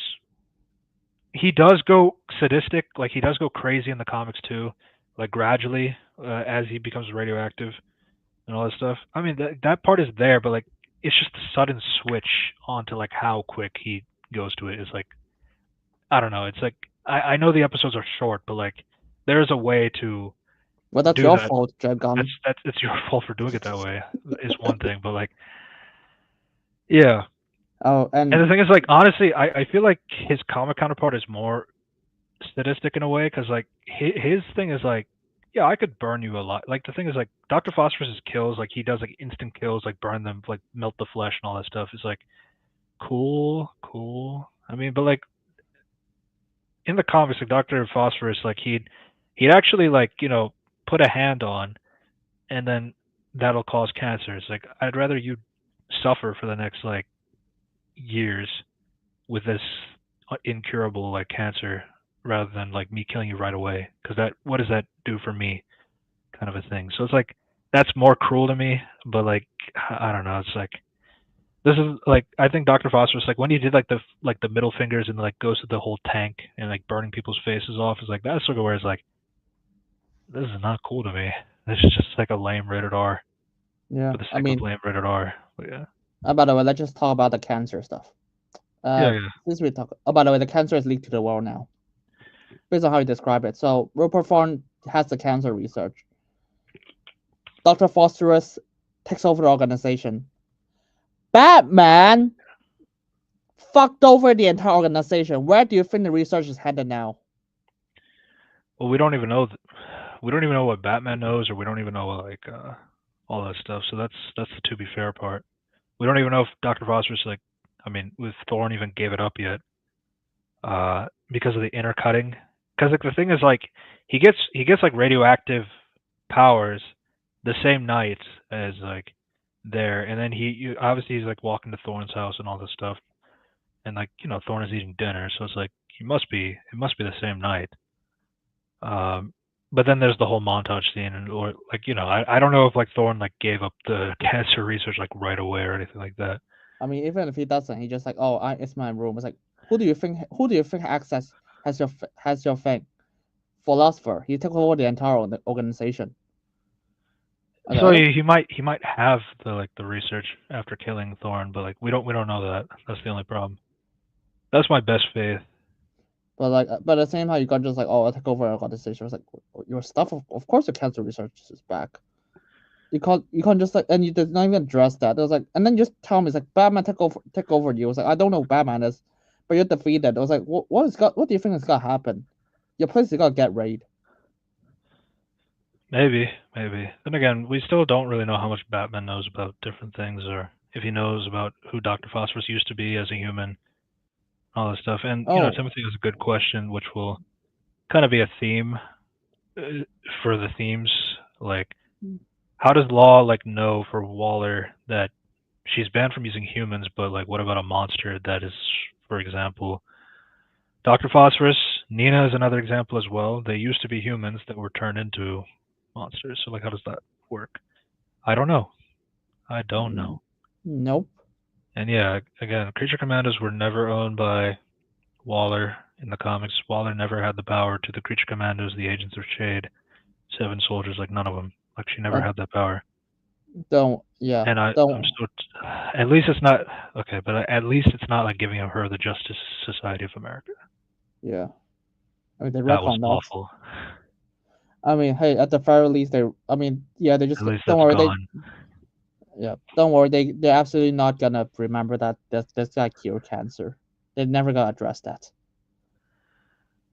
Yeah, but you see, he's like, now he's like, his personality is like so much of a I don't give a shit about anything. So it's like, yeah, I could cure cancer. I'm not going to. Fuck you, because that's totally not character assassination. But I don't. Do you know that Sauron meme from Spider-Man?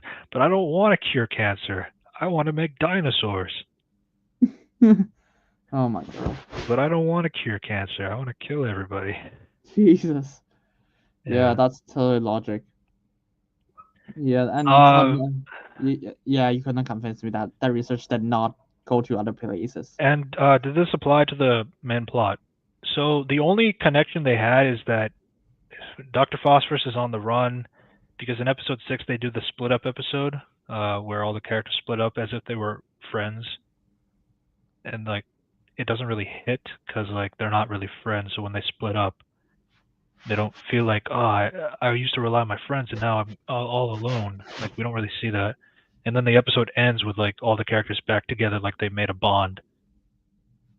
they didn't, but okay. Yeah. But He's yeah, he's so all a little girl. That's it. yeah, so the Dr. Phosphorus, he goes to somebody's house, and so the funny thing is, like, he's on the run and he's bulletproof. Like, he can like melt bullets from even touching him. So there's that. Yeah. But yeah, he sees this little girl. The little girl is not scared of him. Nobody's scared of a flaming skeleton man. I don't understand this universe. I mean, I guess everybody's so like okay with monsters in this world, so I guess, but like, can one person be scared of seeing a monster? Like, anybody? That just never makes sense to me.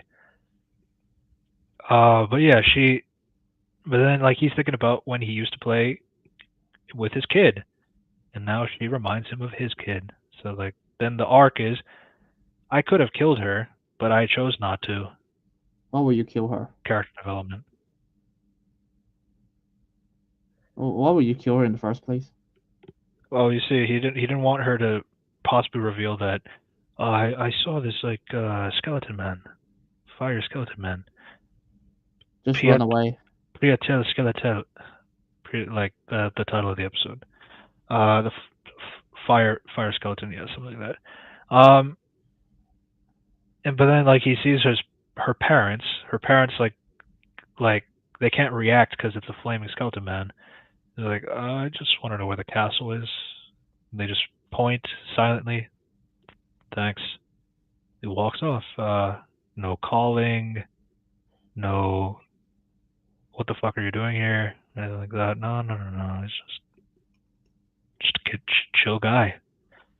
And yeah, that's Dr. Phosphorus's backstory. Nice. Nobody's Okay. scared because they're thinking of the Bad to the Bone riff. Bad to the bone. Yeah. Yeah. Uh. So that leaves Nina Mazursky. Oh God. So why don't you describe what happened? So she's born with like lungs on the outside for some reason, but fuck it. And she has to like because fortunately her dad is like some genius scientist, so she can help him.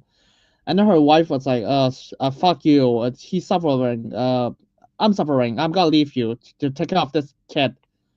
It's like I should let my kid die. So Basically, that's the logic. it is like that commentary is like she's born with like a disability. Now her dad, Dr. Mazursky is actually the real lead, like, creator of the Creature Commandos, like that team in the comics, but obviously they didn't do that here. That's not really my point. It was more like, at least, why are they highlighting him in particular? So yeah, he has like this breathing device that allows Nina to breathe as a kid, but like, she has to wear like this like kind of like this girdle that keeps her lungs intact for her to breathe. It looks bad to the mother. She can't, like, Nina can't hold up her weight because it's too heavy, and she just feels really sad about it. It's like, I don't know, is this a good life for her to have, or wasn't it better to just let her pass? That kind of thing. It's like that kind of discussion. Like, it is a tough conversation. I'm not going to act like there's no. I'm not going to act like the wife had like no right in having those feelings. I just feel like they don't really highlight it enough, because I don't know if it's because of the runtime, which Gunn had all the power to control. But it's like that's kind of the extent to it, and then she says like, "Oh, I'm gonna go with my mother for a few days." Then she never comes back. So it's one of those. Irresponsible shithead, but sure. Yeah, it's just more like I get where she's coming from. In that point of view. I mean, but like, I still respect the dad for trying. I mean, Yeah, and then boy, he did try and try. It did get to a point where like he did like try to come up with like okay, so let's put her in this procedure. Maybe this could help her. And and like he gives like an injection, but that turns her into a fish person. And as long as she's in water, she can breathe just fine and walk just fine. This is the way so that they could get rid of the heavyweight lung capacitor thing on her chest. So that's that. And you know, it's your typical, the girl is like, you know, like she's very smart, she's very intelligent. This is something Waller said that we never get to see in the show. She's very smart and intelligent, but like she needs to make friends, so that's why I wanted to go to this private school. And you know, so they have Nina like try to participate as a student. There's a scene of them playing lacrosse, which already I used to play lacrosse when I was in high school. Lots of fouls and lots of stick checks and cross checks and all that stuff, and no whistle. That's crazy. I get they're racist, but okay. Yeah, I don't book know. smarts, not street smarts, but yeah, pretty much. And it's like it's just like, oh, she's bullied, and also she's injected with aquatic DNA. It's like, and then it turns out he is like, oh, by the way, this his father is like a guy that's like invented technology. Okay, the invented like rice, artificial rice or something, to feed the nation. Oh, you mean Yeah. Right. That was like something that's like I'm familiar with your work and how you were able to do this. I mean, he's a genius. Dr. Yeah. Mazursky. I don't even know what to say. I was like, okay, I guess his research won't be leaked. This isn't like this is tame compared to everything else we've been talking about. But like that's kind of the other thing too, is like this universe is like already has everything that you could ever want. I know how the rice genetically engineered to help feed nations. Things like that. Solving some sort of world hunger. I was like, I think you solved world hunger by just saying that. Yeah, but you know, it's comics. Yeah, and yeah, and then I just like, oh, what do you do? I was like, I just give her aquatic DNA. I was like, oh, wait, what? You did not bother to tell the other scientists that you inject her with aquatic DNA. I mean, he's the guy, so he's the boss. It's a little different. I was like, yeah, if you inject her with aquatic DNA, won't you like prepare a tank of water just in case? Well, I guess it was like first to like see like how like so the way he was saying is like the logic is like the breathing would go straight from the neck, kind of like gills, but like it'll go straight to her lungs rather than needing a breathing apparatus kind of a thing. But then there was a mutation kind of a thing that has to.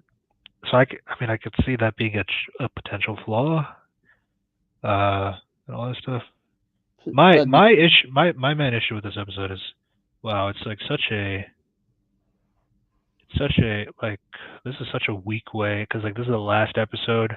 You got to remember that context too. This is the last episode, so they have to gas up Nina, since like she said, oh, she's the key to this episode. She's the one who's gonna really hit home for this last episode and all that stuff. So like and the fact that like most of the episode is just like sad, generic.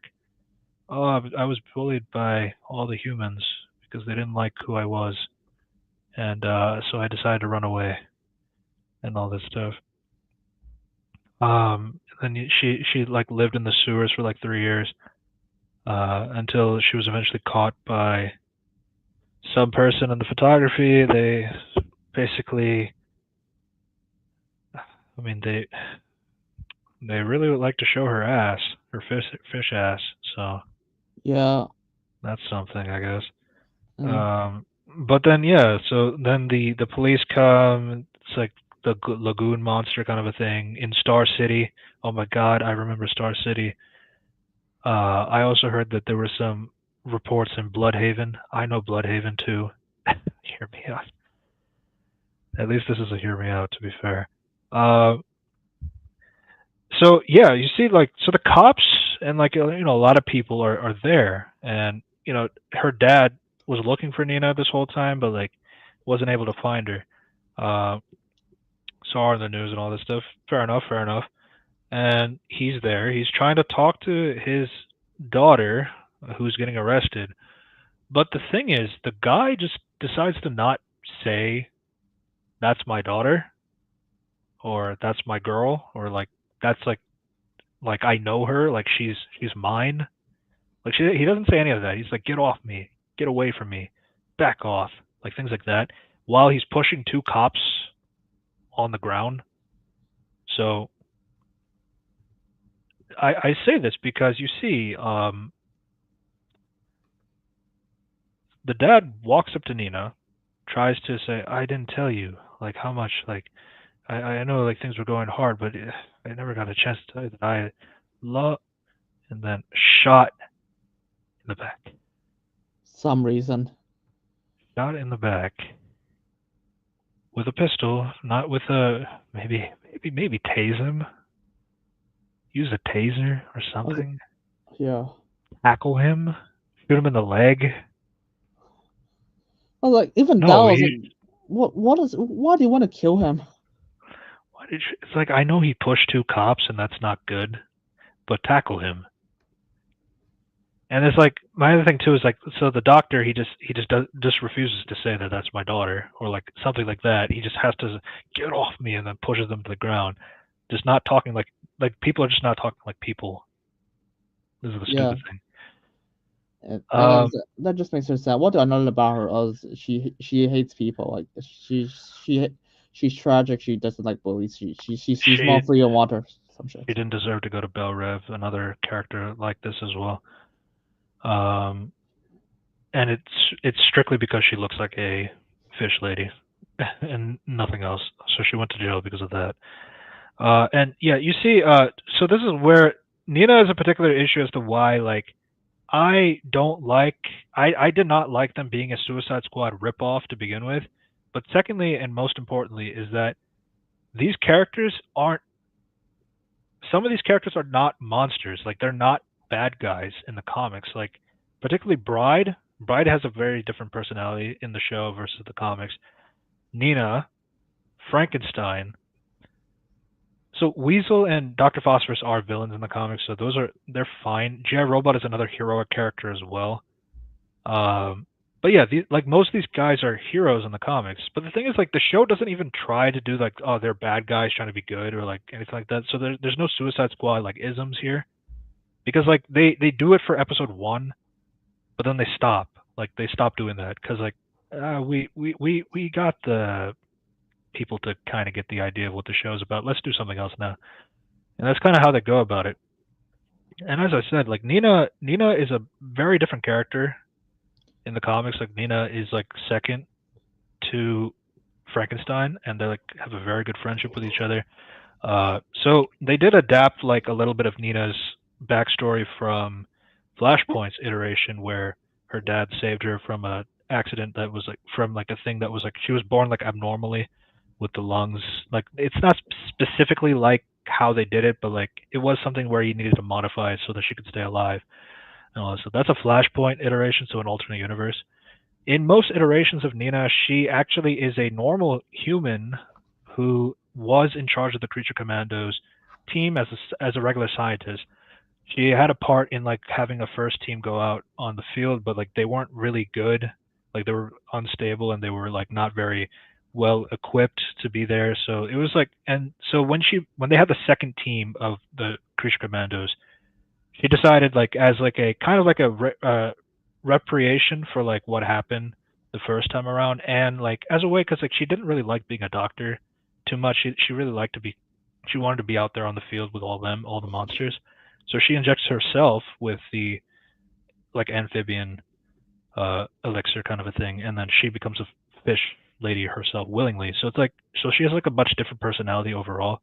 Here, like, what I don't like about her is like she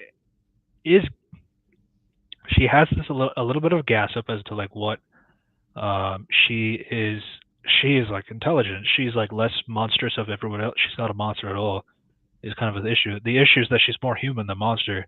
And we'll get to the reasoning as to why Waller picked her is really stupid.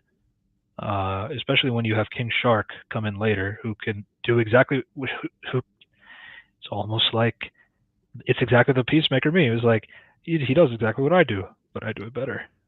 But like he can actually walk on air and breathe air, but he's also a killer. He's also somebody who could do that, and he can like swim in the water. So it's like the biggest selling point to Nina being on the team is because put her in the water, and it's a different story. And like, what happens when she's in the water? She gets killed. And yeah, Nina's whole backstory and like how she contributes to the plot is like standard. She's innocent. She's pure. Like she didn't deserve to die. Feel bad, but he's stupid. What's the matter? I mean, she's not a character, but sure. Yeah, but you see, like everybody feels bad when she dies, so yeah. Sure, she's a moral, but sure. Yeah, she's so kind. She's so nice. Yeah, she died. Yeah. Oh no. Yeah. If only she's handed a gun something. Yeah, but she can't kill either. So it's like, why put her out here? Like, first off, like you're going to Pokolistan. Why are you expecting her to go into the? Why are you expecting her to go in the water at any point on this mission? Like, this is like where like the world building stuff doesn't make any sense. Because like Waller's like grade A stupid in the show. Like, the logic just doesn't make sense. It's like you have so many other monsters in this prison that makes way more sense to be out here than Nina. Nina has not contributed one thing to this team. And again, I already hate it because like she's made like weak and like pathetic in the show, where she's like way more confident and way more like engaging. She's able to fight in the comics. She refers to herself as the mermaid. I mean, as the wall. Not the wall, not the wall. I'm talking about the mermaid, Nina. But yeah, so basically, like she does like she's able to do a lot. She's like second in command. She's like with Frankenstein and the mummy, which we'll talk about the mummy in a second, towards the end of the episode. But yeah, it's like she's a huge factor of like these like other like agents of Shade and Seven Soldiers, but they just made her like this puppy dog, sad. I don't really know what to do here. No, basically they made her Ratcatcher too. I'm gonna be honest here. But worse, Ratcatcher 2 has like a power that no. She's actually a character. That's a difference. She's not just kind, caring. She's also a lot of like, I don't give a shit, just let me go. And then she just decides like, oh, she'll decide to just save the world. At the after many experience of people she cared about like died, and she tried to make friends with people who does not belong. But like okay, but like even the bare bones, Nina does not contribute to the action, which at the end of the day, this is a Creature Commandos team. A Creature Commandos team is any kind of Spec Ops team should be like eligible to be able to fight, right? That should take more priority in terms of like who you pick in your personnel. Then, you know, the characterizations, how do they grow? What is their personalities and growth and all that stuff? That stuff comes afterwards in the story once you get to know the characters. But you have to first like establish that there is like a plausibility of these characters being able to fight. If this character cannot fight, then she has no purpose out here. That is the problem. Like Ratcatcher 2 can fight. She is a character, yes, you're right. But she's able to fight, which is what got her there in the first place. And then she could be her character after that. Nina has nothing contributing on like the basic fundamental of being in a Spec Ops team. So like, why is she here? That's the problem. Yeah, I mean, there's a lot of factors because and then you just realized, what's it called? Ratcatcher 2, and Nina Service Specters are almost the same. Oh, I'm sad. They're born with like a unsatisfying shit. That loved him. That died. She's left alone. Captured. That's basically the gist. But at the same time, it's like you just realize, oh shit, how long did Ratcatcher do that to say off those 1 minute at most? And those are all used to develop characters because everyone heard about it. Yes, yeah, that's another good point. I mean, that's really the issue with, since we're at the end of the flashback section, 2 hours into this video. To be honest, like this is the stuff that they put more effort into, so it's like that's kind of why it's long. The main plot doesn't really have that much. No, don't worry. Talk about. We can just talk about the main plot shit right Yeah, now. yeah, but like that's ultimately it. I mean, Nina has like the biggest chip on her shoulder because like she hasn't like done anything that was worth being on the team. And it's like, oh, but then they were trying to gas her up. It's like you're the most important monster. I mean, at least like there's a lampshade, but like, did it sound like I gave a shit from Dr. Phosphorus? And then yeah, she dies because the weasel decided to simp. Of Alana. For Alana. And then, and by the way, how does that happen? Because Alana just like, yeah, I want to go for a swim. I was like, you got a target on your back. And yeah, I need to go and swim today. And then it's like, why? I was like, oh, you see, I can't show my nation that I'm feared. For who? No one's gonna see you swim. And then none of her guards are like watching, because like she's like threatened to be killed, so nobody's keeping an eye on her. So like these guys are like literally like tossing and turning in the water when the weasel was like coming in. They don't notice that something is wrong with the princess's area until like the blood starts coming out of the river. And it's like, why would you do it that way? And like, yeah, what are your guards doing? They're not keeping an eye on like you're almost getting killed. She poses for a long time. Maybe she doesn't have the watch. it's like, oh, it's true. Yeah, she goes for a swim. It's like, oh no, what should I do? You just get her in the water. It's like, oh, I have a better idea. Just shoot her. You have a gun. Yeah. So basically, that's the backstories. And so, what did Nina's story contribute to her main plot? Absolutely fuck all. Yeah, just feel bad that she used to be a monster, and like she's getting propped up to like you got to kill the girl, and she's about to do it, and then she gets killed instead. Man, that's I see that coming from a mile away. Fuck you. Yeah, the one character who didn't do anything tries to do something and she dies for it. And then I saw this fucking tweet of like somebody saying, yeah, that's like she didn't do anything. Yeah, that's the point. She was put on this team when she didn't have to be there. That's the monster. Like that's the thing that like keeps you that like Waller put her out there like so Waller put her out there to die, is that what you're trying to say? That's a stupid thing. Waller has an arsenal of other people that she could be using, but she picked Nina. Cue Princess Remy. Yeah. I mean, remember these TSS is canon, so you have to remember how much things she has. Yeah. Look, man, I animal, vegetable, mineral man could have been cool. Just use him. Everyone loves fucking Peacemaker and Bloodsport after just one movie and one show. People love these characters. I just don't understand why. He's not even scuba diving, where she'd be completely submerged. She is very visible on the surface. Bride could have shot her easily. Yeah, that's really the thing. It's like the only thing I could give for the shot part is that, like, well, I guess that will zero in on the location is the one thing. But the other thing too is like the fact that the princess's guards are like so far away from them for some reason, like while she's getting attempted, like they still don't even notice until my god. They run into the water. I'm gonna be honest. If it took her 20 bullets to hit her, that would still be much. She still has time to escape. Yeah, but you see, I need to get to the characters that I really want to hate on. So why don't we go to the main plot? So yeah, that was the whole flashback section. Let's talk about the main plot. So we last left off where Cersei, the Wonder Woman's adversary. No, you got it wrong. There, she's the magical plot device. Yeah, Gunn says that himself. Oh, she was there to like show a magical thing, and then she served that purpose for the plot.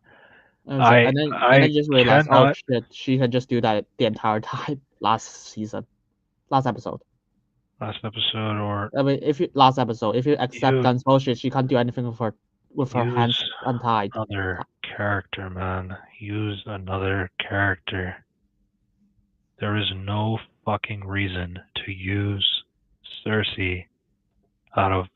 You could have used Tala. You could have used Queen of Fables. I've been recommending Queen of Fables a lot because Queen of Fables has like a power where she can control monsters, creatures. Like that's one of her powers. Like that could have been an interesting thing to see, having a team go up against Queen of Fables, something like that. And like people know Queen of Fables a little bit from the Harley Quinn show, so it's like I'm not. So it's like it's kind of a fair thing to put her in the show. Cersei is just like, okay, I just needed my Themyscira references. I need my Wonder Woman references, and that's all she really serves as. And then, yeah. So yeah, she gets decked by Weasel, and again, his Gunn's logic is that, well, you see, Weasel was like too fast for her. I mean, if I like accept her logic, I'll be like, just do the mind shit. Just show all of them the backstory. Right yeah. now. Or just kill Alana. Why are you monologuing? And no, I can't accept like Cersei needs to be the one to kill her, like maybe like on a Lord Voldemort versus Harry Potter thing. Like he needs to be the one to kill. He doesn't want the Death Eaters to kill Harry or anything like that. She doesn't have that. She's like she literally tasks her men, the Sons of Themyscira. You kill her. Anybody can kill her. I just want her dead. That's it. Like so, there's no like justification as to like why Alana is like getting all this sweet time for.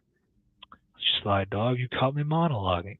Yeah, so come on, didn't we learn from this bullshit from Incredibles? But so yeah, so she has no rule on like who can be the killer. Like anybody can kill her, just kill her. That's all she wants.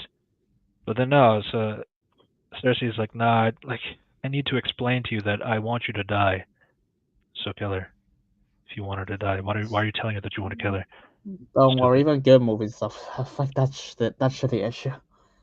I'm gonna kill you. Like just kill her. Yeah.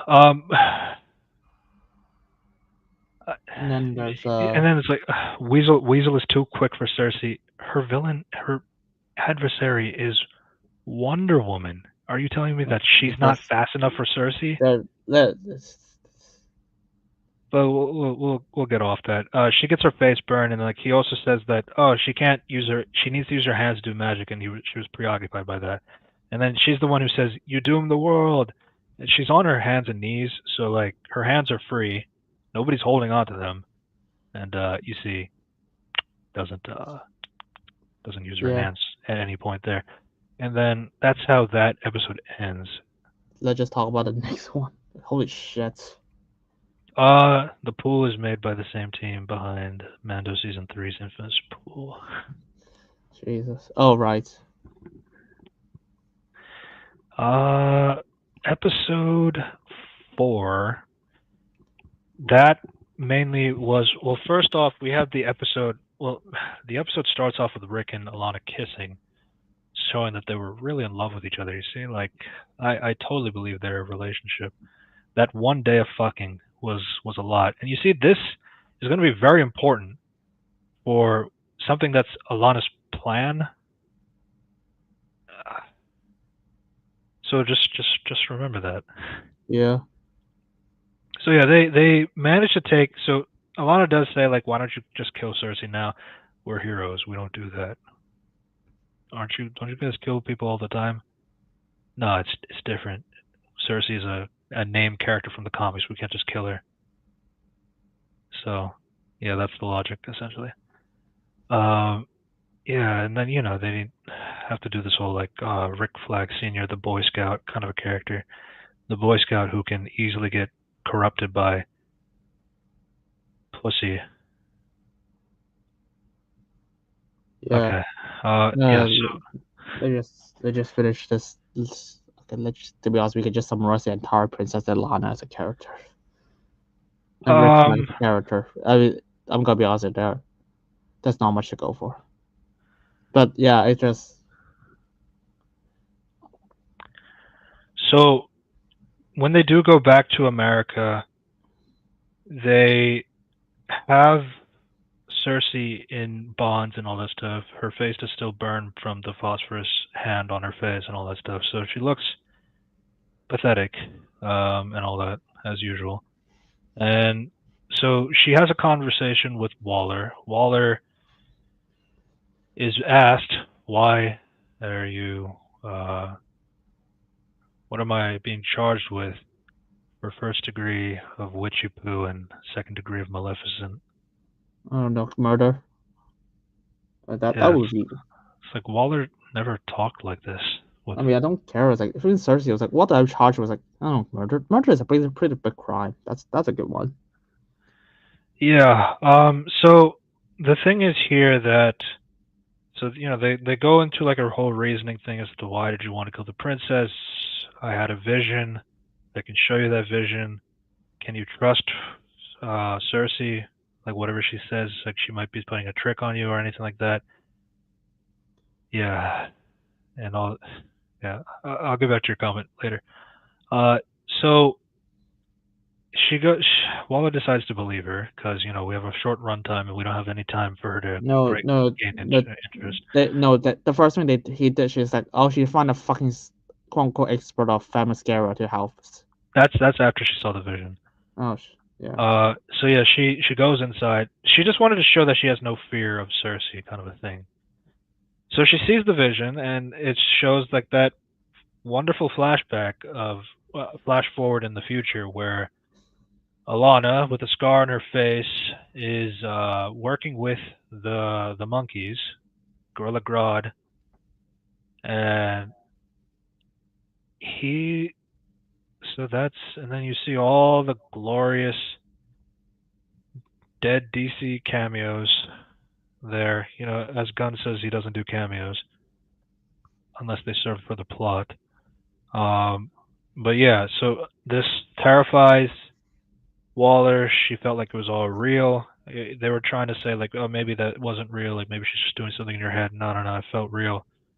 Then they called a professor of expert comparison who apparently has studied Themysciran I broke that down history already. for a decade. We talked about that. And That's she says, yeah, because apparently Cersei predicted that a tsunami was going to happen. Some people believed her, some people didn't. The people that believed her left the island and they survived, but the people who stayed on the island, they died. So her clairvoyance is real and all that stuff. So this is where Waller changes the directive that we need to kill Alana to stop this future from happening. Rick is having a conversation as to like, is it right to kill somebody for a thing that didn't? Good question. That hasn't happened yet, and that's a fair question to ask.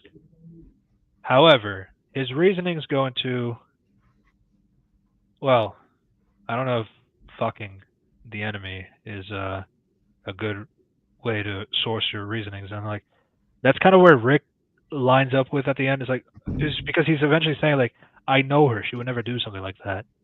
You met her for 3 days. Yeah. I was like, oh my god, because he actually has a point. It's like, oh fuck, he can't have a point.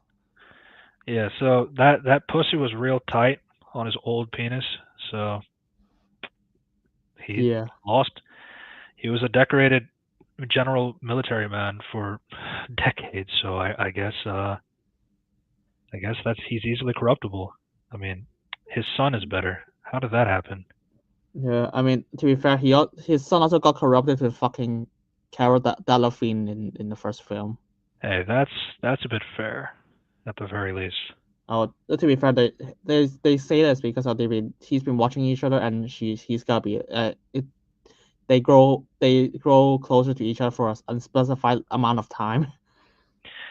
Yeah, but it's a little bit more fair on that side. She is an enchantress after all.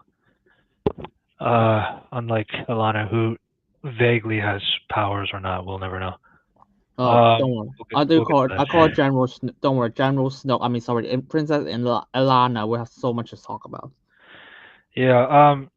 Yeah. So Rick is such an easy character to define. He's solely there just to remind us of a few things that happen in the DCU, just to kind of let us know, like, oh, these are some of the things that are canon. I used to have a son. He died. And I'm in the military. Oh, we shouldn't fuck. That's unprofessional. Now we fucked. I can go against all of my morals now. So yeah, that's basically his character. So let's finish the Rick stuff. So Rick does. By the way, that there's actually a movie to explore about should we kill someone who hasn't done anything in the future. It's called Deadpool 2. You fucking shitheads.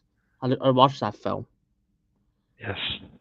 Deadpool 2. That movie that is like also R-rated, mature, love dick jokes, cock jokes, boobs, blood, and that fucking film actually takes the time to explore shit.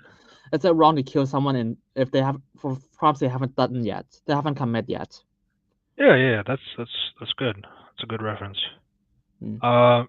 Yeah. So that's mainly it. On Rick's.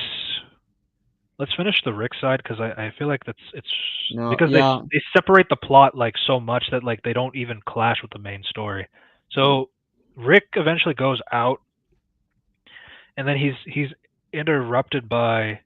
So he's going to see McPherson's house. No, Eric Frankenstein fucking beats him first. Because they have a fight. You heard the reason because she looks at him like this.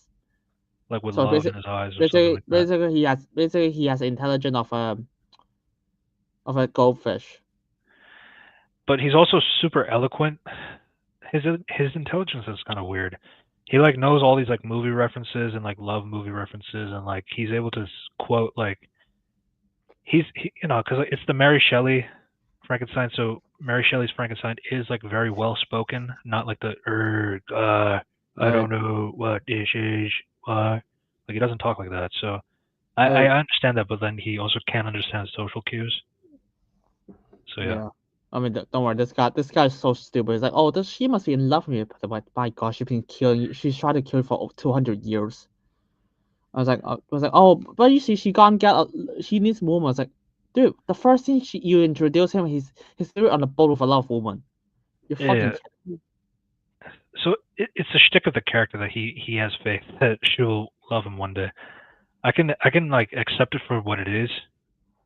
For right now, at least, I hate how he's characterized, as I keep saying again and again, because that's not how he is in the comics.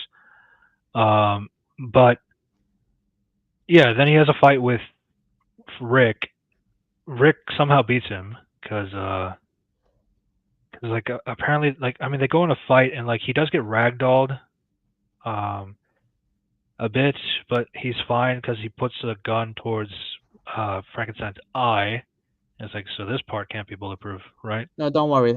His entire body is not bulletproof according to episode 7. And this is where I lost my fucking mind on that part, because like, so the way Rick beats Frankenstein is by pointing a gun like into Frankenstein's eye and saying like, this would be the thing that would kill you then, and then that's what gets him to stop. So it's like Bride is a Frankenstein too. So she also shoots him in the head, but I guess she didn't shoot him in the eye, which would have killed him. Or it's like he doesn't even know, can he die or can he live? And he assumes that he can die, just nobody has ever tried it. I mean, that's very lucky, but... Don't worry, that's gotta be retcon later. Yeah, so they decide to team up. Rick has to explain that I'm not in love with the bride. She's not my type or anything like that. But it's like, I do need some help with this thing, and then I could maybe help you talk to the bride, because he really wants to talk to the bride and all this stuff. So Frankenstein reluctantly agrees and all that stuff. So they pretty much end up working together. They try going to the college of where McPherson works, and there's this scene of this woman, McPherson, but she's like talking to this college girl, like with a lot of like sex in front of all of the students, and like that's not weird to anybody. Like human resources, like what the fuck is going on? So this is their way of showing that this is not McPherson. That's not how she would act. There's something up with her. It wasn't funny. It was. Yeah. I just looked at it and cringed. It's like no student would like see a teacher like flirt with a student that hard and like expect like this is a normal thing. That's just dumb. I mean, I was in college like 2-3 years ago, so maybe I don't know what the game is like. I don't know about you, Unity. Oh, I was in college, you fuck. Oh yeah, I mean, like, do you think like a professor flirting with a student openly in front of everybody is a great idea or not? No. No. Yeah, so this is where they decide that there's something wrong with her. Maybe we should go to her house and see like what we can look up, kind of a thing. There's like a brief thing of realization that there are kids looking at Frankenstein and they find him weird. Like they find him scary. It's like, wow, this is the only time where some people are scared of the monster. Wow, that's great. Yeah, so they go to the house and then they find. So they're looking around, and she has a call with.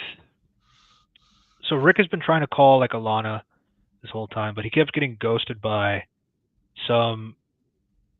Basically, he keeps getting ghosted by like because like he keeps calling the people who can't speak English, which is then weird because like then she has like this one person, this one knight who can speak English, who isn't like the what's up guy.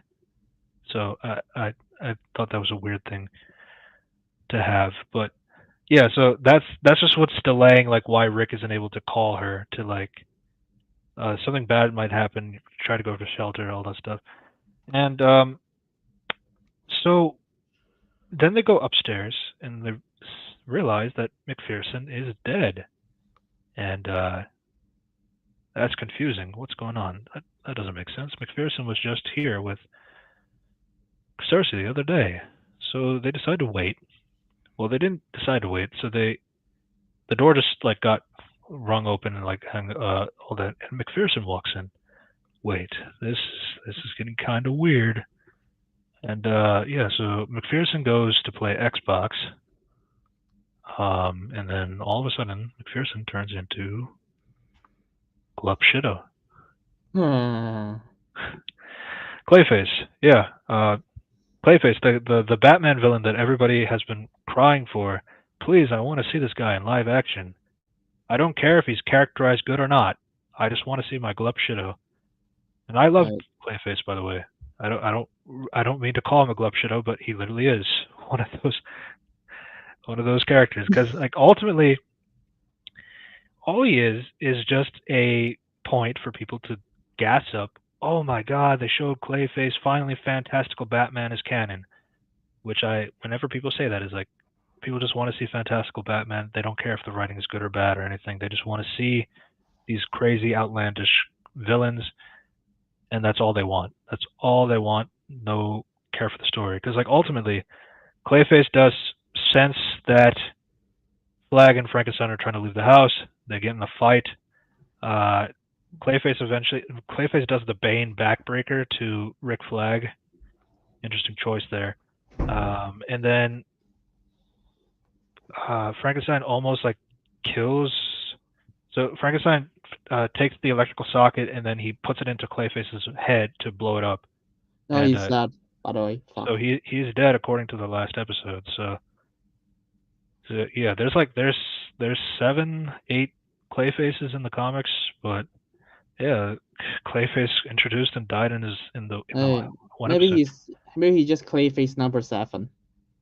Maybe he comes back. Maybe he comes back later in the show. I mean, he's got to be arrested because Amanda Waller walked in. Yeah, so you see, the idea here is that Clayface being here for McPherson should give the idea that, oh my God, Cersei got McPherson to testify that her vision is right, even though it could probably be wrong. So I need to call Alana and say, "Get out of there. Somebody's gonna kill you, and you don't deserve to die." Or like call Waller. Doesn't try to do that. Or I guess he did try, but then obviously the No. convenience of the gets hurt and gets his Yeah. back broken where he almost dies. So he can't. It delays the news. The problem with this scene in particular, outside of like the fact that okay, so Clayface can ragdoll Rick Flag and he's getting injured, but Frankenstein could do that and Rick Flag is fine. That's kind of the power scaling, but whatever. But my issue here is that so this is the twist, the second twist in the last episode. Should we talk about that now? Sure. To be honest, there's a lot to talk about. To be honest, I'd rather just say the twist and just like, okay, here's how it doesn't make any sense. If I was gonna talk about it. Do you want to? Sure. Fuck it. Yeah. So you see, it turns out that Alana actually was working with Clayface. Alana the Pokolistan, who just opened up the borders to America and the world and all that stuff. She is friends with Gotham supervillain Clayface. To be fair, he's never mentioned to be in Gotham. I guess. I mean, this episode took place in New Orleans, which is not where Gotham is. But yeah. Still, it's like, wow, this original character made by James Gunn is friends with this DC popular Batman villain, and that's convenient. So you see, the reason why that she sends Clayface over to America is that she wants Clayface to know what is it that Cersei knows. It's like, why is Cersei trying to kill me? And it's because of this kind of backstory as to. I'm gonna be honest here. If why do you want to kill you? It was like you want to destroy the world. That's like a pretty good reason. Yeah, but you see, so here's my thing. So Clayface turns into McPherson, so that she can be like that kind of voice as the, oh yeah, Cersei's saying the truth, and all this. So here's the thing that we didn't really understood after the first time of watching it, because like the second time is like it's a triple twist, so it's like it's really stupid, but it's trying to act like it's smart. So basically, McPherson, who says like this is real, like what Cersei said was real. That was the real McPherson. Like she actually was the one who said it. She goes back home, and then Clayface kills McPherson, and then Clayface takes over McPherson's life so that he can act weird, and then hopefully that some man that fucked his princess very good, like so good that like he is willing to give up his morals and his integrity for the country for her. And luckily, Rick Flag exists. So Rick Flag is that person that they were looking for. Yeah. I mean, and it's lucky that this what's it called? Fuck, this Amazon scientist like professor lives like this close to the prison or Rick Flag's house. Well, I'm not really sure because like the geography of like they haven't really described the geography of like Belle Reve and where McPherson lives. I think both are in New Orleans, like so yeah. And then the fact that there's like, okay, by the way, who do you think that Amanda Waller's got hired? This McPherson guy. Yes, and she can just hire a lot of other people. You fuck. Yeah, but you see, like McPherson is like the Themysciran expert. There could be more than one Themysciran expert, but okay. I was like, yeah. So okay, so like this is how they decide to do it. So now that we know that Clayface works for Ilana, now that we know that they were really relying on Rick Flag to see that McPherson was a fake, quote unquote, so that he could maybe call Waller and say that, wait, Cersei is lying, don't kill the princess. So why, on God's green earth, would you have Clayface try to kill Rick Flag? You are delaying the inevitable of somebody trying to kill Ilana, and by breaking Rick's back, you are preventing him from actually saying it because he's in a coma for a few days. So that's just. So that's the problem. Is like Alana's plan relies on Rick being such a good simp boy for her that like he can like give up everything for her. No, there's But three. the chance that he can like say this is what happened is like no. It's like There's a let's lot of like put him in a problem. coma, and so that puts me in more of a risk that I could die. When this guy could say that Cersei, because the thing is like Waller doesn't need that much convincing. Waller doesn't need that much convincing. Is like because like once like Rick comes to and he's able to talk again, and she asks like what happened. Cersei, McPherson, Clayface, like that's all he can say. But like that connected enough dots for her that like oh McPherson was a fake by Clayface. That damn witch, all that stuff, you know. Yeah. We got bamboozled by that damn witch. I So mean, to be honest, there's a lot of things wrong with this. Like, go for ahead. example, if you got a spy, you don't need Rick Flag to call her to alert you for a problem. All you need, hear me out, is to Good not evening, Burger. is good evening. All you need is not allow the creature commander to land again. Just say that oh, I'm in vacation. I'm in a deep secret mission. I'm talking to boring landlords. Put a different team. They already know who this team is. Put a different team, and then you have a chance of like overwhelming Ilana because she's expecting people that she hasn't met before. Why did you have to put like members that she's seen before? Why did you do that? That makes no sense. Oh yeah, that's a fucking problem. I have no idea. And this is the other problem too. Is like this, like there is no justification as to like why this can't be a regular Spec Ops team. There's like their powers really don't really mean that much, because like there's no incentive of like the monsters. Like first off, Rick Flag was there originally to keep the monsters in check, but now she's sending back the team to go kill her, and Rick Flag doesn't want to do it. So instead of getting another human to take place of Rick, she just makes the bride in charge of this team. The bride is not going to question like, okay, I got to kill the princess, fine. But it's like, wow, so you guys are just so open to like getting out of prison, and like you have the chance to like free the world, like because Waller's not keeping an eye on them. Waller is not like, oh, if you guys are out of line, I'll shock you or blow your brains out because you can't do that anymore. But the shocking brain thing only happens in episode 1. It doesn't happen ever again. And yeah, it's just a bunch of blind faith that like these teams of monsters are just gonna go and kill Ilana for her, like no questions asked. That's just really stupid. And nobody talks about that either. Yeah, don't worry. Don't worry, Burger. We haven't talked about General Supreme Leader Snoke. I'm sorry. I mean, Princess Alana. Totally not her. Totally not him. Princess Alana's big reveal at the end. That we could save for later, but I still find it completely crazy that like her entire plan hinges on the fact that Rick was so into the pussy that like he can like give up everything. That's everything that relies on for Don't her worry. plan to work. And then it's like Clayface has the opportunity to just let Rick talk to Wallace, saying like Cersei was a liar. Isn't that what you want? You want Cersei to be the liar, pin it all on Cersei. Why are you trying to kill him? I mean, and the fact that you don't even need Rick Flag to just like, oh, you're in danger, Lois. Like, dude, you have a fucking spy in your team. You don't even need him. Just you already know that you're in danger, or the spy can tell you that.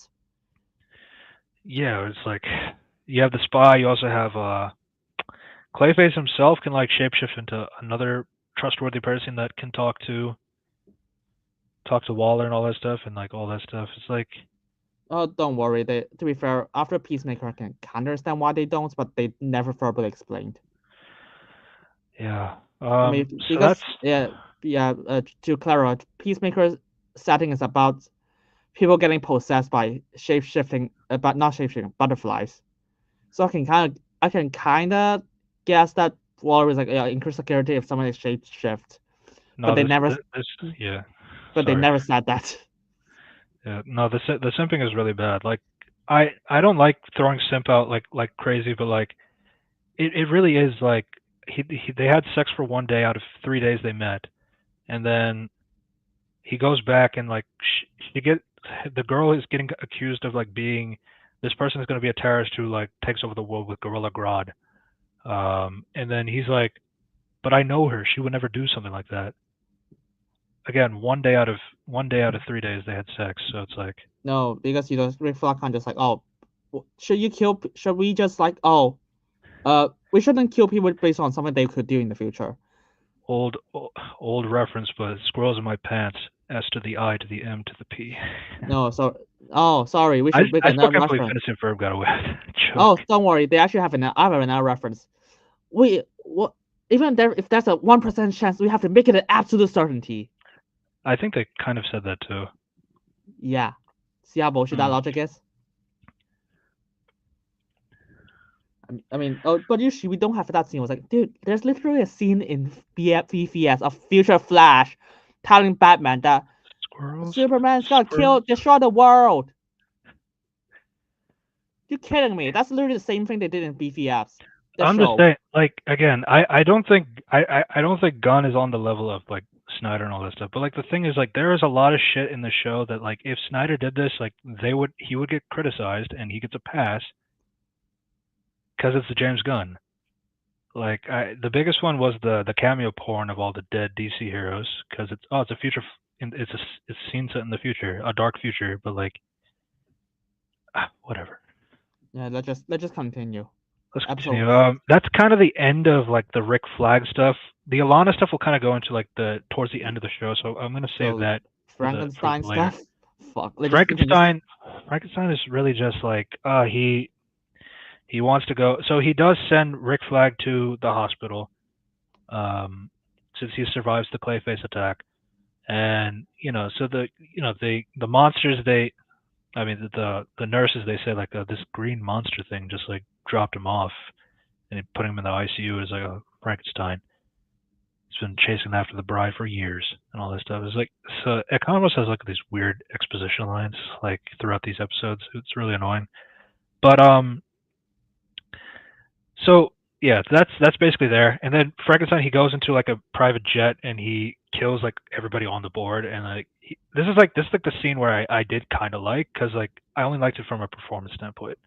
Because like David is like saying the lines like so calmly and quietly as like the person is like looking in the cabin as to to see like what's going on with the guests, and they're all dead and all that stuff. So I liked it from a performance standpoint, but that's it. You can just cut out the Frankenstein shit and nothing will change. Yes, and that's ultimately it. It's like Frankenstein spends all this time like chasing after the bride. He has some interactions with Rick, and I guess he's the only thing relevant as to he kills Clayface, and he is able to get Rick to the hospital. I mean, I didn't care if Rick survived or not. I didn't like that character, but of course he survives.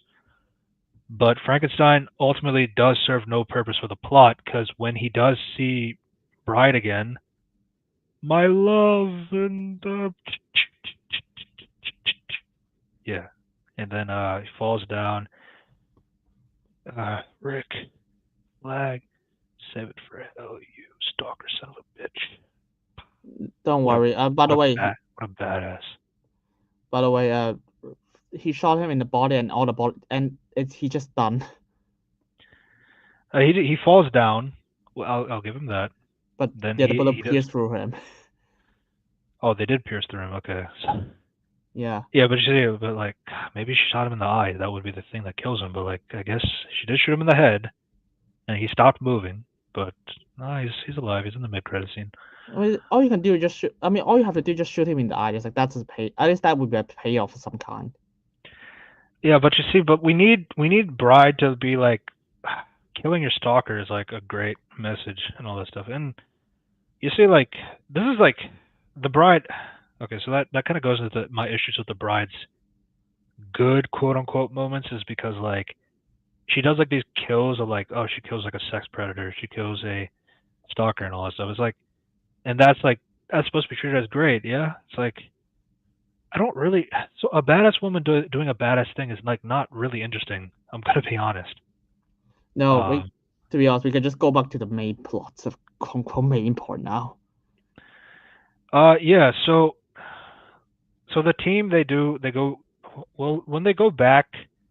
Some of the monsters like Nina, Bride, and Phosphorus and Weasel. They kind of miss being out in the freedom and all that stuff. But Nina gets like bullied by uh, Nocturna, the vampire lady, and Congrilla. Who Congrilla is a superhero in the DC comics. He's older than Wonder Woman, yet James Gunn made him a villain for some reason. And then after that, it's like after bullying Nina, then Bride like decks him and like kills him with a lunch tray. So yeah, and then so then Economos comes in and is like, oh yeah, I know, back in the hole. It's like, no, no, no, we want you on this task. Waller wants you, and yeah, they go fly out to Pokolistan to kill the princess. No questions asked. Yeah. And so they go back there. Okay, so there's a mix of things here. So eventually, they do land in the when they land at Pokolistan. The Wazab dude is like very friendly with them because he expected it to be a friendly encounter. During a little bit later in the episode, Alana does get to learn that she's going to be assassinated by creature commandos, and be on alert for that. And then Alana does call the Wazab dude and like tells him that there's an assassination attempt. So he starts driving like weirdly, saying, "Oh, I was just taking a shortcut," all this stuff. The city is like very deserted, so it's like clearly something is up. And then you see like he does stop the car at one point, and he points a gun at Bride. So like you see, and then before he can even get anything out, Dr. Phosphorus just punches through and explodes his head. So yeah, that side character we were following for a few times, he's dead. And then they basically have a fight with the Amethyst Knights. I was annoyed because Alana looks so much like Amethyst, the DC To be honest, character, but she's that's not what I Amethyst. think. I was like, oh, I thought she's gonna be Amethyst. Yeah, and Amethyst is a superhero, so there's that. But then again, so is Nina and Frankenstein and Bride and Congrilla and all of them. But what do I know? I guess. But yeah, that was not a reveal. But yeah, the Amethyst Knights, basically her knights in shining armor that can fly like Iron Man. They're fighting the creatures. The creatures are, mollywopping them as usual. They kill all of them, but then all of a sudden, cop cars ring and they decide to run. So I was like, so you can kill the military guards for the princess, but when police officers show up, you need to run away. Why? It split up. They need to set up the split up episode to act like this friend group is like really attached. And now that we need to see them separated, what is it like to be separated? That kind of plot. No.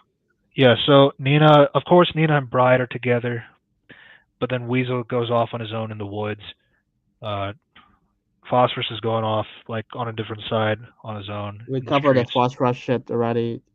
Also, yeah, and then it's just like we just summarized the weasel stuff. He just hang out with wolves.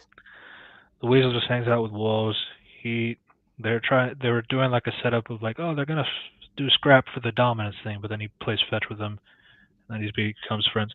Then he falls asleep, and then he wakes. Then he has a dream of seeing that little girl, that blonde girl with purple shirt. And then all of a sudden he starts thinking, wait, I know another blonde girl with purple shirt, the princess. And then Weasel looks at the castle longingly and sadly. So, okay, so Weasel understands English, for starters. He understands the concept of like, I see blonde girl with purple shirt. I think blonde girl with purple shirt. So Weasel is another simp, just in a different way. So, and when I saw that, I actually paused the episode and I went out in the snow, just stood there for like a minute. I needed like the cold air. Like What? I could not believe that this guy wrote that, and it's treated like cinema. Who wrote? I don't know. This is. They're I all mean, done. if you cover the name of the Hmm. to be honest, if you cover the show, I was like, probably this who wrote this was like, probably I don't know, J.J. Abrams, I guess. Ryan Johnson. I was like, oh, James Gunn, No, it's seriously? James Word Gunn. Yeah. Okay, that was fast. Now let's talk about the brothel shit. Yeah, so the thing is, Bride and Nina, they end up going into like a door. That door happens to be a brothel. So there's And this, those strippers just decide to help them because reasons, by the way. yeah, it's like I could be okay with that. It's just wow, it's very convenient locations and stuff like that. And you see, like they have. So she's like, just the Amethyst guards are there. Like, just tell them that you don't know who we are. It's like, don't say anybody came here, or else I'll blow her brains out. So it's like, so they comply. They tell the Amethyst Knights, like, this is my brothel. Everybody's welcome, but there's nobody here. And like, there's the one girl, like, like, I need you to come back sometime. Take advantage. Casual sex worker stuck. So Yeah. then, they have a little bit of conversation, like, oh, like, we're gonna lay low here for a bit, so that just in case, so that nobody's tracking us or anything like that.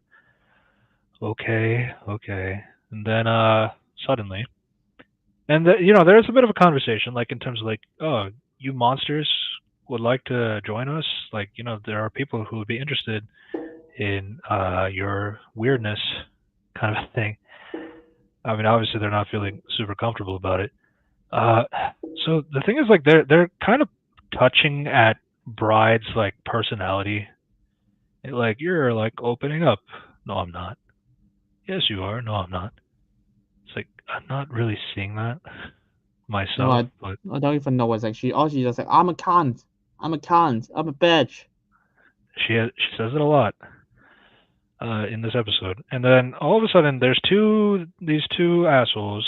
Two assholes. There's always those assholes in the sex brothel. No, So don't worry. Yeah, it so just they come convenient in. timing. They come in and they kind of their regular customers, and they have this girl, and they take her up, and a lot of beating, and I said do this, I don't want to, that kind of stuff, and yeah, so Bride comes up, and obviously mad as what's going on. Well, first Nina actually goes up, and she's the one who tries to stand up for the sex worker, and she hits him, leave her alone, all that stuff. This is like the bravest thing Nina has done so far. Yeah. But like obviously she's not that strong, so she does get like pushed over and all that stuff. Then Bride comes in, and so the first thing she does is like pretty much uh, blows out the head of the other guy, and then she has a fight with this guy who turns out to have lightning powers, so he's a metahuman. Great metahumans. So I thought he was Maxi Zeus at first, because Maxi Zeus is a metahuman who can have lightning powers. He's a Batman villain, though. That's why I was Don't confused. worry. Like, but it's not. It's Don't not worry. him. It's just original character. That's whatever. Yeah. So you see, then she basically just punches him through the heart, pulls it out, and then like it's like a Mortal Kombat fatality. It's like pulls out the heart, crushes it, and then once the crush happens, then he dies. It's like I guess. I mean that's it. I mean all this. And, I mean that. Yeah, and that's all that got. I mean we got like lines like, oh, you see, other people become sex workers. You know, they don't have a choice. yeah. So you see, now this was another conversation point from women on Twitter, which I will say, like, I do understand like some points of view. Like there are gun character women characters that are not really the best written overall, and I don't want to go too heavy into that topic in particular, but like this was an example of like, oh, it's like you saw like a person kill a sexual abuser. Isn't that amazing? Isn't that good character development, or isn't that like good like No, fuck that shit. Let's just talk about how sex workers work first. Okay, people have different reasons to be sex workers. That's all you need to say. Google it. Why do people become sex workers? Some people just like, I want money. I just want to express my sexual desires. That's it. And it's like, oh, I'm just gonna be like, oh, I'm just poverty. I don't have a choice. Like, no. There's a lot of other reasons. You just string it to one. And like I understand contrivances can happen for the sake of a story. That's totally fair. But you have to like first understand like they end up in a brothel, and this day is the day where a metahuman comes in and beats the shit out of a woman and has Bride go and kill that guy for being a horrible piece of shit. Again, it's like, which again we have this whole sense of like, these kinds of people deserve it and all that stuff. I understand like things are bad and all that stuff, but like killing other character, like killing people strictly for what they're doing, is like at that point it's like, where's the characterization? It's just like, oh, they killed a person. Wow, you could spin it the same way. Is that really interesting? Not really. No. I mean, but yeah, we can spend time on character development and fight scene. Yeah, the only thing of note really is that Nina. This is the first thing that Nina does that's actually like kind of brave. Like she slaps him, kind of a thing. Like hits him and then get away from her. That's like the bravest thing she's done. It's not a lot. It's like it's basic storytelling, but like that was something. That was a characterization moment for Nina. But that's it. It all goes to Bride. Bride, the badass who does a badass thing. Cool. And then like obviously it ends with like Nina's like, oh, you're softening up. Oh, I'm not. Shut the fuck up. That kind of thing. What can I say really? And then we talked about Dr. Phosphorus pretty much. His story, his backstory pretty much is like what happened for the present day. So yeah. So that's the split up episode, and then they all at the end of the episode they all band together heading towards the castle. The castle's huge as fuck, by the way, so like somehow they all end up in the same road path to the castle rather than being on different sides of the castle or something like that. That's a nitpick too, but like I just thought it was funny. They're acting like they were all like banding together after being separated for a long time. It's like, no, that's not what happened.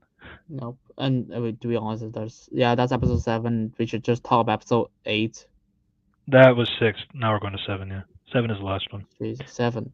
So my first question: how did they know that's the security room? They just know. Yeah, and but I was like, oh, how do you sneak past them? They just do. Okay. How did they climb up this massive building? They just do. Even in a Zurich, the person who can't do shit. I guess she went down the stairs like super fast somehow. Yeah. Maybe she just went up the stairs super fast, and nobody caught her. Right. Yeah. So it basically just. So they have a bit of a conversation as to like, so why are we trying to kill the princess again? Because Cersei said that that type of exposition. Like every single episode has this kind of lines like written like where they have to explain what happened in the previous episodes weeks ago or like a few days ago or something like that. Like you have to like recap like, wait, so why is this happening again? Can somebody tell me again? God, don't you remember? It's because of this. It's like this happens like it happens like maybe 3 times per episode. That was one example, and then yeah, so they do know. So I was under the impression that maybe they want her to kill like Alana, but they don't know why. They're just not questioning it or anything like that. But then the bride says because Cersei had like a vision showing that she's going to be evil in the future, and we need to stop World War III from happening. So you do know. So you do know what happened. So why are we acting like we don't know? I was like, okay, should any other character just question more after hearing this? Why are we trusting Cersei? Because we do. Everybody puts so much faith in this McPherson character. She said like she proved that clairvoyance was real. Oh yeah, by the way, that was another thing. Like Waller just doesn't know what clairvoyance is. Like, can you explain to me what that is? Like, I know like it's for the sake of audiences who don't know like what that means. Maybe. No, but, I can Google it. Don't worry. It's just rules for babies, basically. Yeah. It's just basically like seeing the future kind of a thing. Yeah, but you see, as they're looking through first off, they're looking through the security cameras to see like what is a good opening to see where to like get to the princess without any guards in the way or anything like that, or as least guards as possible. And then so she backs up like time. So first off, you're trying to look at cameras to see like where's the princess currently and all that stuff. So why are you like looking back in the past? Like I guess like maybe to show like, oh, these are some hours like where the princess is alone, and like we'll just wait for those hours. Fair. But then we come across a particular image that, wait, who the fuck is that? And it's a picture of it's a blurry picture of Alana talking to somebody. It's blurry on purpose because we're supposed to see what that picture actually was, like in the third plot twist. Stupid. But by the way, they shouldn't know who Clayface is. No one knows who Clayface is. And just because she's friends with Clayface doesn't mean shit. My other thing is like, well, I will say that Alana being friends with Clayface is a bit of a questionable thing. Not just because like how is she friends with a Gotham villain is one, and secondly it's just funny to me because like Dr. Foster's like, hey, who the fuck is that? The Gotham villain doesn't know who the Gotham villain is. Interesting. Maybe he's not from Gotham. He's from Gotham. There's no way. There's no way. Gunn has been inaccurate on a lot of things, but he's not going to be inaccurate on that thing. But I will just say, I just found it funny. That's just it. And then, like, so, then this is where Frankenstein comes in. It's like, my love, and then shoots old flame of yours. Can a Ghost Rider? Oh my God, they referenced a Marvel character in a DC show.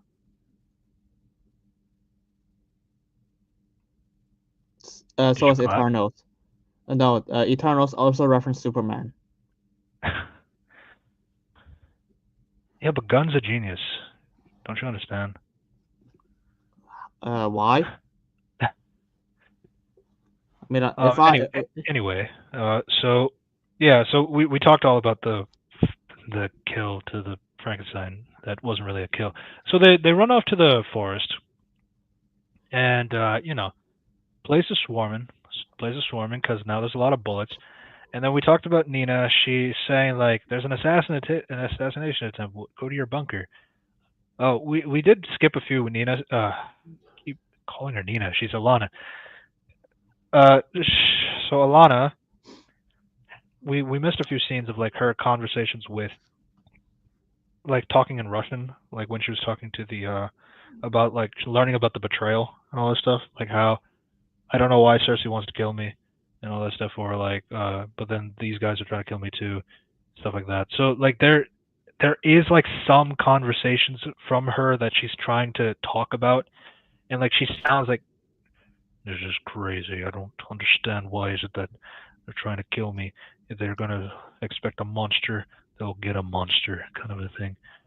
That was a horrible accent, but I don't know. It's like the thing is like it's still not enough to say that she has any characterization to begin with. Alana really was just like, let me fuck this old man, and that is my plan, and it works as a plan, to be fair. But outside of that,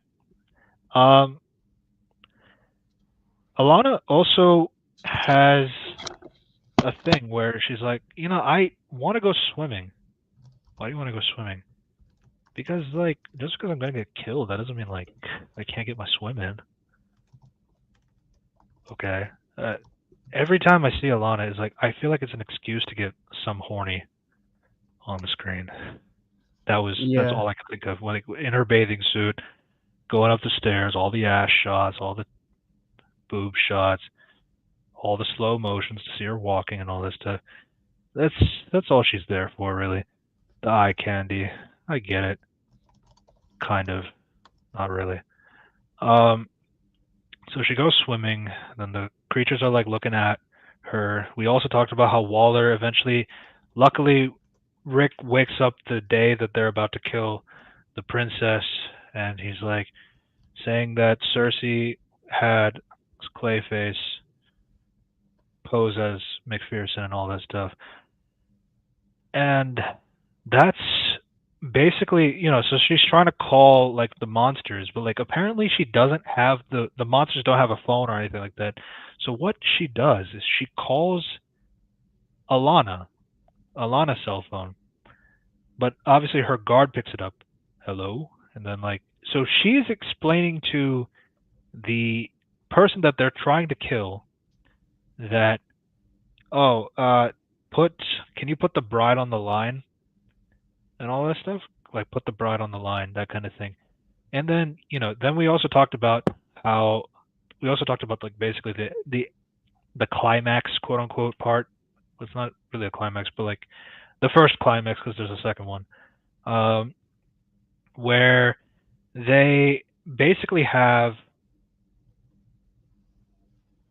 the conversation like it's surrounded by guards. There's no way to get to her. You like Nina could do it. She has to go under the water and like kill her from there. This Well, is we your get element. we, This is your yeah. exit. Don't worry, we break that down. We break that scene down. So we just have to be quick. You can just be quick about that one. Yeah, so we talked about she dies. Alana only notices Nina after Weasel tries to run after her inside when Dr. Phosphorus tries to stop Weasel and all that stuff. So then when she kills Alana under the water, her eyes turn blue, but then that doesn't mean anything. Yeah, then the bride is in pain seeing Nina's corpse, and then the guard just like goes up and like goes with the bride. Bride, it's for you. Oh no! If only the bride has a phone. And then Waller's like, we were wrong. That was your plot twist. Wow, Cersei was the one who set this all up. She wanted us to see like that the princess was evil, but like she actually had this master plan and all that stuff. I'm going to talk about Cersei at the end once we talk about. I also think it's a stylistic choice. I don't think it meant anything. I think it was blue because like Nina's eyes were blue and like kind of lighting up because like her fluorescent lights underwater. I think that can make sense, like as like it reflecting off of Alana's eyes. That was my thing. But yeah. So again, like I just found it funny because like Waller had to call the enemy that, yeah, can you give it to my person so I can tell them that that they were trying to kill your princess and that was wrong and all that stuff. Is like, okay, I guess. No, just call her. That's too hard, I guess. I guess they don't have phones. So let's call the enemy. It's like, could you imagine like Right. We seen Can you imagine, like, Suicide Squad. Fuck. let Tony Stark call Loki? Loki, could you tell him to stop doing this thing for me, please? Thank you. Oh Yeah. shit. Yeah. So then like the next shot is like where hilarious thing. Apparently, so Weasel bites Dr. Phosphorus's arm, and Dr. Phosphorus says that he broke it. This weasel muskrat looking thing was able to break the arm of a radioactive man. And he has burn marks on his lips, but like that's the extent of his injury. So Yeah, don't worry. This guy is not even bulletproof. So, oh wait, the Weasel is not even bulletproof. We've seen that. I have no idea how does that work. yeah, but he's just strong enough to solo a Wonder Woman villain, and he can bite Dr. Phosphorus' hand and break it somehow. Seriously, I need to see that. I just want to say, I hate animals. I want to kill them. Even the woman and the children. And the children too. Yeah. Yeah, so you see, even after all that, the assassination attempt, like, we tried to kill you, but then for some reason, they allow the creatures back in the castle, acting like we're all good now. We're all cool. We're homies now. Right. It's like, what the fuck? And like and then like all the guards, like, they're praising Weasel, petting him like a dog. You saved the princess. We'll make a statue out of you. That kind of stuff. And then like Dr. Foster's like, this asshole gets our friend killed. Gets the fish. He gets the fish killed. He gets pampered. And I get my arm broken. Oh, to be honest, that's like lampshading. Fuck. I was like, dude, I was like, in their perspective, I was like, you try to kill me for most of it, and then you kill a lot of my guards, and I almost died.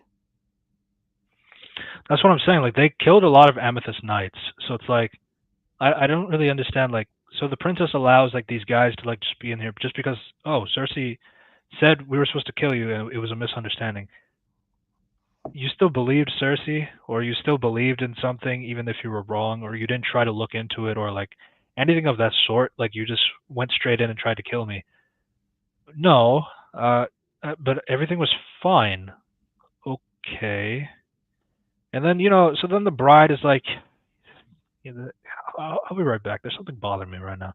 So she goes upstairs, and then she comes across Alana, who is all alone. Even after everything that's happened, even after everything that has been going on, Alana is all alone upstairs. None of her guards are anywhere nearby. And they both go inside her office. And there's this. So this reminded me of Percy Jackson, where they had Percy Jackson explain to Luke what was his master evil plan, and instead of letting Luke explain it himself. So Alana is like trying to do the whole like, oh, you guys are silly, all that stuff. You guys thought something was stupid, and the stupid didn't happen. Well, you see, I don't think Cersei was wrong. I think she was completely correct. A very funny monster, the title drop. And you see, basically, so this is a twist that's coming up, is that the bride is saying that I noticed back when, in episode 4, when we were talking outside of the convoy, that there was this guy looking over the fence at us, and he was kind of suspicious, a blonde guy. He seemed to be your guard. So what I think what happened is that you had this guard to hear basically what is it that Cersei is criticizing you for, and you want to essentially know what happened. But then you thought you could get away with it, but this meddling kids, or this Clayface guy, I saw Clayface on the tapes. What is that? And then so the way I saw it is like, so So you seduced Flag to get him on your side, and then after we captured Cersei, you suggested we kill her. So it's like, why would she not do that? After, like, so she's saying like you seduced Flag, and you were trying to say like, oh, can you just kill Cersei? Like, why won't you kill her? That's like that would have taken everything. But Flag, despite him being an old rube hung up on your charms, refused. So you sent one of your knights to spy on us. He must have seen McPherson visit Waller. Someone you know can back up Cersei's story. So first off, like, how would she know about McPherson's legacy and like what does she mean to Cersei and all this stuff? Like, how would you know that connection? But like, who the fuck cares? I guess. So you decide your only choice was to get your friend Clayface, complete convenient MacGuffin, to make it look like she wasn't who she was, even though she was who she was when he and Waller spoke. This is all nonsense, malarkey. You were who Cersei said all along, a power-mad, sadistic, narcissistic Disney princess who wants to destroy the world. But I know I want you to know I'm not going to kill you because you're going to cause World War III. And I'm not doing it to save the world. After all, what has this ball of dirt ever done for me? No, Alana, I'm killing you because you took the life of the only friend I have, and the only one of us who had an ounce of kindness in her veins. That is cinema. Discuss. You have so much impact. To be honest, we break down the plan already. So first off, Alana does not explain any of her emotions. She doesn't try to deny anything. She doesn't say like what the fuck are you talking about? Anything Yeah. simple of like a retaliation of trying to defend yourself. No, she doesn't do that. I mean, all you need to do is like, oh, I was like, oh, what? Then it's like, oh, why is that Clayface? Like, we just hang out. He just went rogue or some shit. He's just my buddy, man. It's like, don't you ever have a buddy that has a clay shapeshifting powers? Like, you don't have one of those? I mean, I was like, oh, that's too far. There's no one. To be honest, the other thing is, there's no way the bride will figure it out that that guy is like the spy for Ilana. Yeah, but you see, the thing is, like, the way she figured it out is because like the guy had a scar on his chin. There's only one guard with that same scar on his chin, and that was like the side guy, the side blonde guy who speaks English and speaks Bukolistani. I'm not sure what language it was, but yeah, that was the connection. It's like, oh, so you got the guy who has a facial mark that is very familiar to the bride, I guess. I know it's for the sake of the audience to understand, but like that doesn't make it less stupid. And it's like there was no like hints of like trying to deduce anything, like trying to do detective things. It's very clear that this thing was written like separate in mind, and then you just had to think, oh wait, I don't know how to tie this twist to the second twist that I have. So let's go back to episode 4 and like put the guy there, have her notice a little bit as to like there's somebody watching us, but I'm not sure who that is, and like, and then it'll come back at the end. Like that's where people will say this is cinema. So, I mean, is this cinema? I mean, no one even talks about it, so I guess.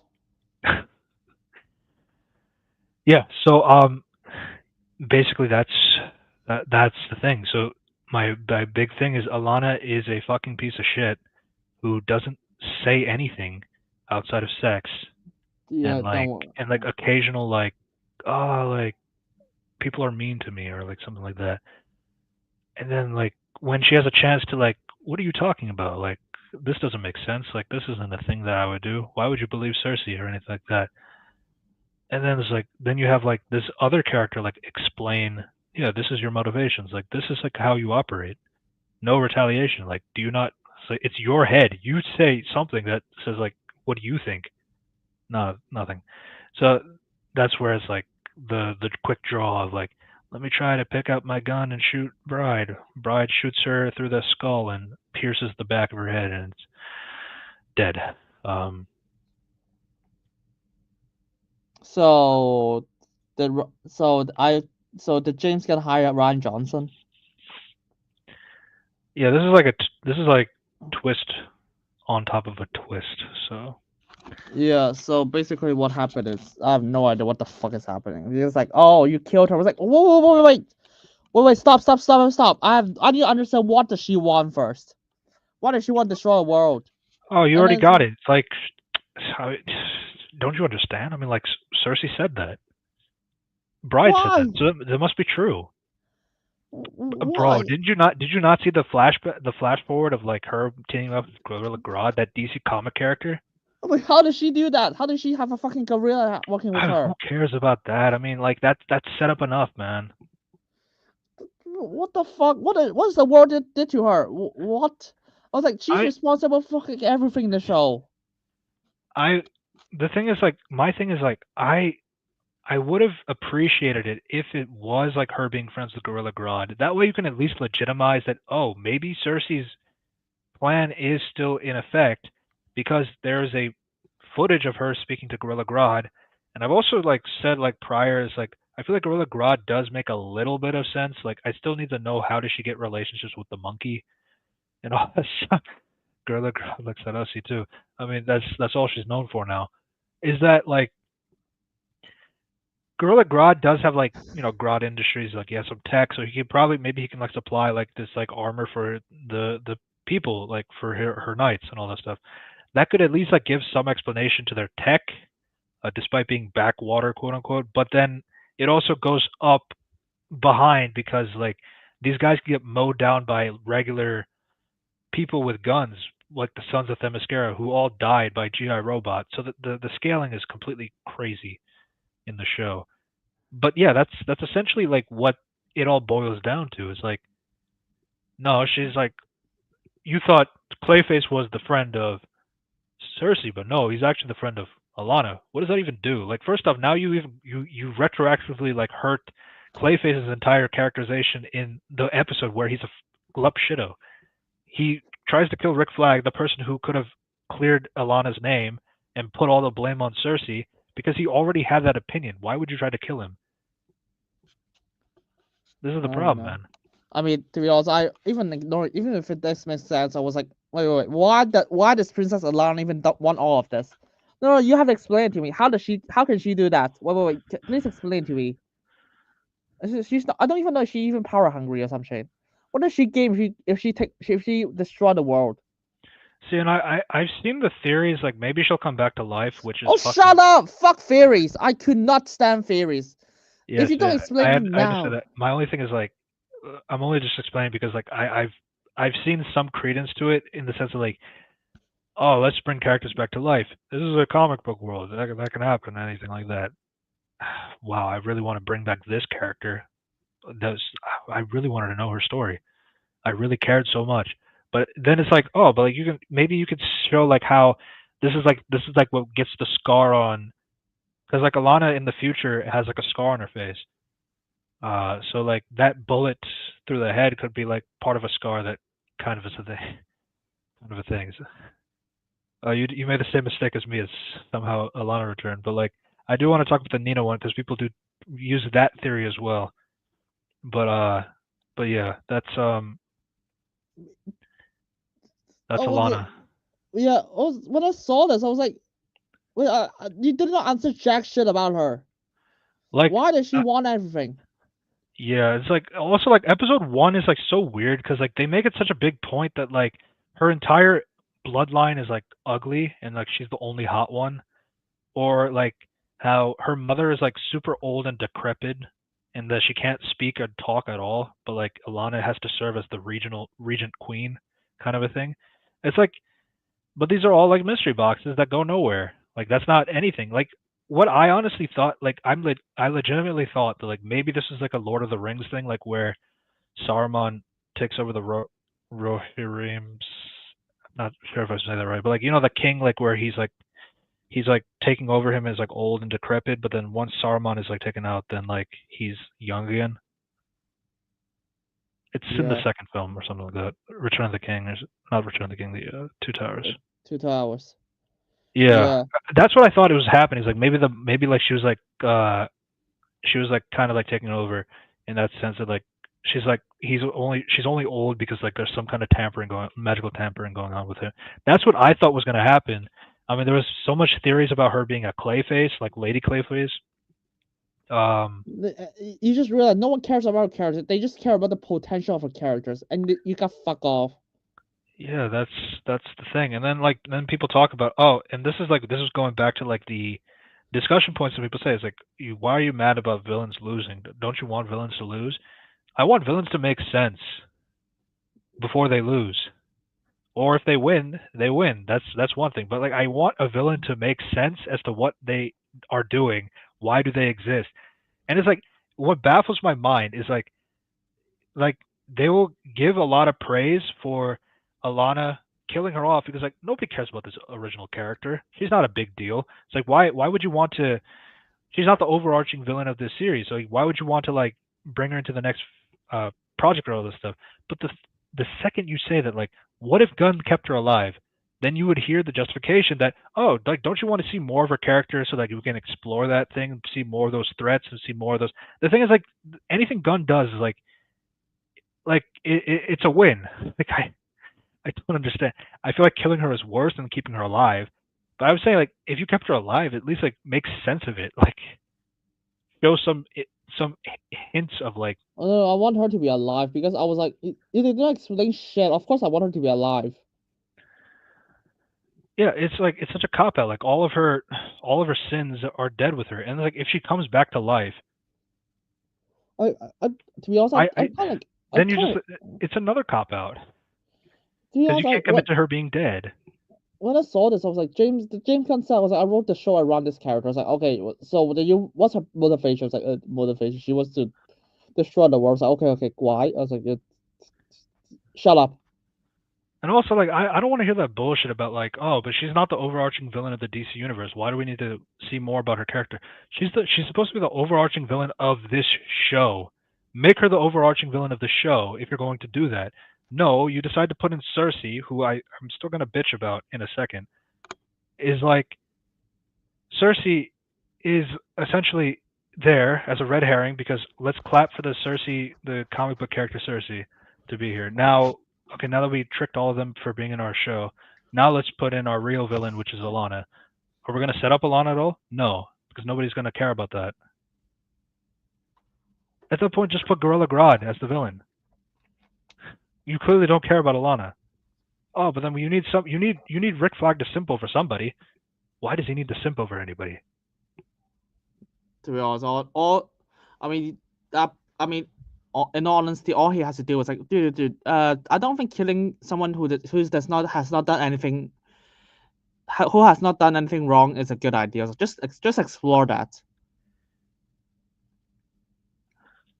Yeah, it's like he like that was the only thing that they had, and then they fuck it up in the second sentence. It's like, but I know her. She would never do something like that.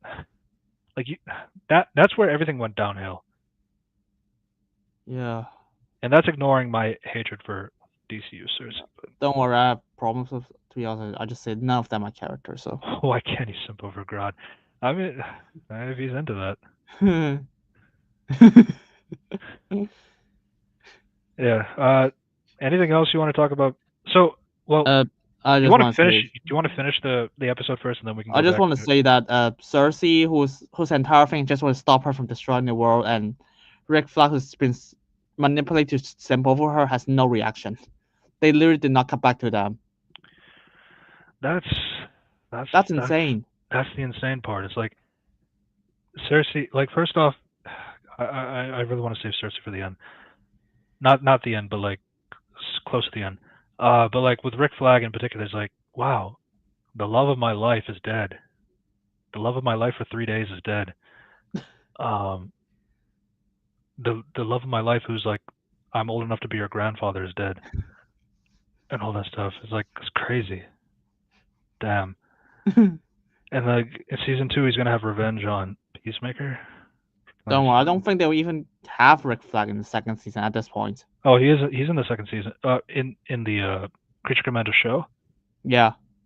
All right, they greenlit this as season 2. It's like, did you see? But there is a second season. It's like, wow, I totally care about these characters for me to see a second season. Just like everyone cares about the Rise of Skywalker. No. You see, like the way the show ends is like Bride like literally like skedaddles, like guys, let's get out of here. Let's get out of here quick. So nobody heard the bullet killing a princess upstairs. So okay, and then they all escape and all that stuff. Don't. But you see, Bride sheds a tear, man. Like, see, like respect to Indira Varma. I respect her a lot, but that was a bullshit quote. Like, this is where like once Nina died, that was when she finally became a human, kind of a thing. Great. So we fridged another character for. No. At least we're fridging her for a woman, I guess. Yeah. A little bit. But yeah, so they go back home, and then Economos is not talking about the geopolitical disaster of killing a princess on foreign soil. No, it's praising from Waller. It's like, oh, you guys did great. You guys did amazing. She's gonna promote you with a brand new team in this brand new division all to yourself. Why the fuck would you? Okay, here's some horrible. Like, okay, I'm just gonna be honest. If I was them, I was like, I would not even want to be in Creature Commandos anymore. It's like that's the point. No one wants to be in this like team that's gonna be used by Waller to do shit. They don't have to be in prison. Thing is like they have no incentive of staying. They don't have like bombs in their heads. They don't have. I mean, they have shocking things in their heads, but they don't use them. There's no threat of that, or there's no like attempt at like, you stand on the line or you're gonna get electrocuted. Like there's nothing like that. Waller doesn't do that anymore. So it's like, why are they coming back to prison? They just, what is it, like Stockholm syndrome? They don't talk about it. Yeah. But no, it's like we got to end this like Guardians 3, like how, oh, like look, we have a brand new division and you got brand new monsters on your team. You got, wow, you got Nocturna, you got Khalees, you got King Shark, you got GI Robot built like a Giga Chad. So Yeah. that's how we end the show. It's like, Oh no, okay. there's a post credit scene. That's it. We talked about it. Yeah. Frank's alive.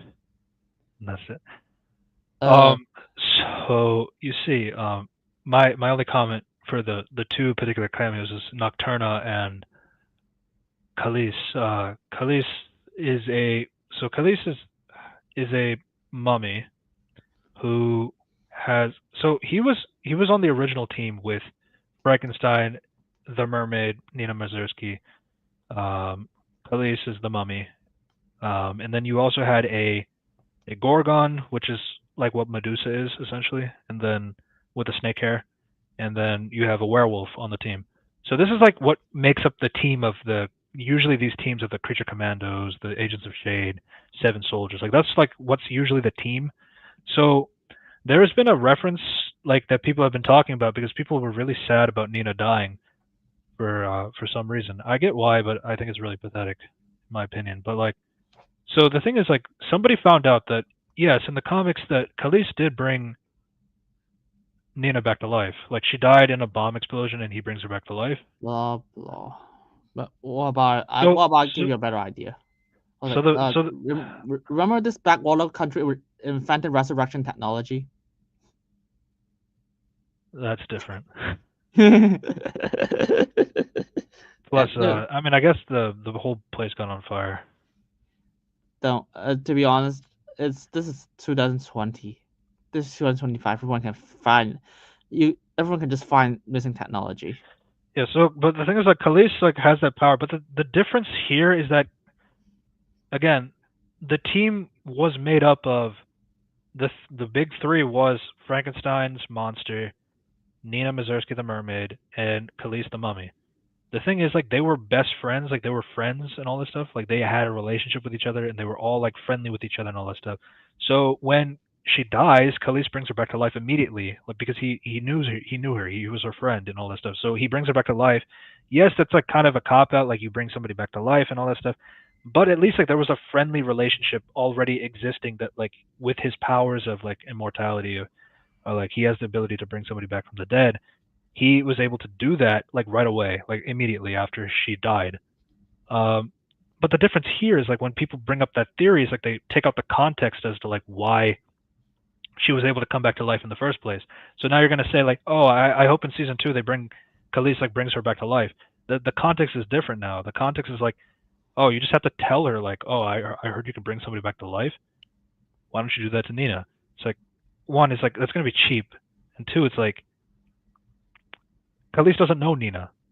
I mean, I mean, they did a bullshit explanation as to like how, wow, like Weasel was like upset about Alana because like she was playing fetch with him for hours. Like they hand waved that across. Like maybe they'll just say that Khalees and Nina were best friends in Bel Rev. Trust me, I saw it with my own two eyes. So they could do that bullshit too. So what do I know? Yeah, And then yeah, Nocturna, vampire equivalent. So pretty much. To be honest, there's a lot of things that goes nowhere. Oh yeah, the trial Elizabeth Bates. Fuck all. What do we also have? Yeah, that's the main one. Frankenstein. Princess Ilana's motivation. What's gonna happen to Cersei? Oh yeah. no sense of like what happened killing the princess in a foreign land World War Three. by Americans, like no punishments, like no consequences to that, no sense of like you just like you caused a lot of issues, like caused this geopolitical disaster. You killed the princess who was with a company that was giving us oil and stuff like that. So Don't worry, we talk about the world building. There's no relationship. there's no relationship. I mean, what they have is fucking shit. So killing the princess really did nothing. The guards don't notice that. They don't have a threat. Like there's no looming. I know like there was no season 2 greenlit at this time of the show's release, so they can't like say that. But the fact that there is no sense of like trying to have any sort of this is kind of a problem. Like what you just did. You ended the Pokolistan monarchy bloodline, and there's no consequences to that. Oh, but it's going to be in season 2. Season 2 that they didn't. No, don't worry. They won't care. They won't give a shit. They don't give a shit, and people don't give a shit about that. The audience doesn't talk about that. I mean, I look at some reviews and even some people was like, okay, Ilana, that killing Ilana is so unsatisfying. That's like bare bones. Like that's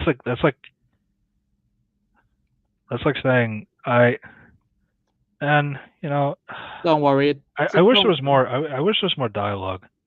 Don't worry. They got to be like actually Guerrilla Group made Princess Ilana. I'm the one who is controlling everything. Ha ha ha ha. And then it's like Amanda Waller just like somehow Guerrilla Group returned. He's got to declare. He's got to destroy the world in 16 hours. If we don't find this MacGuffin, that's gonna stop him.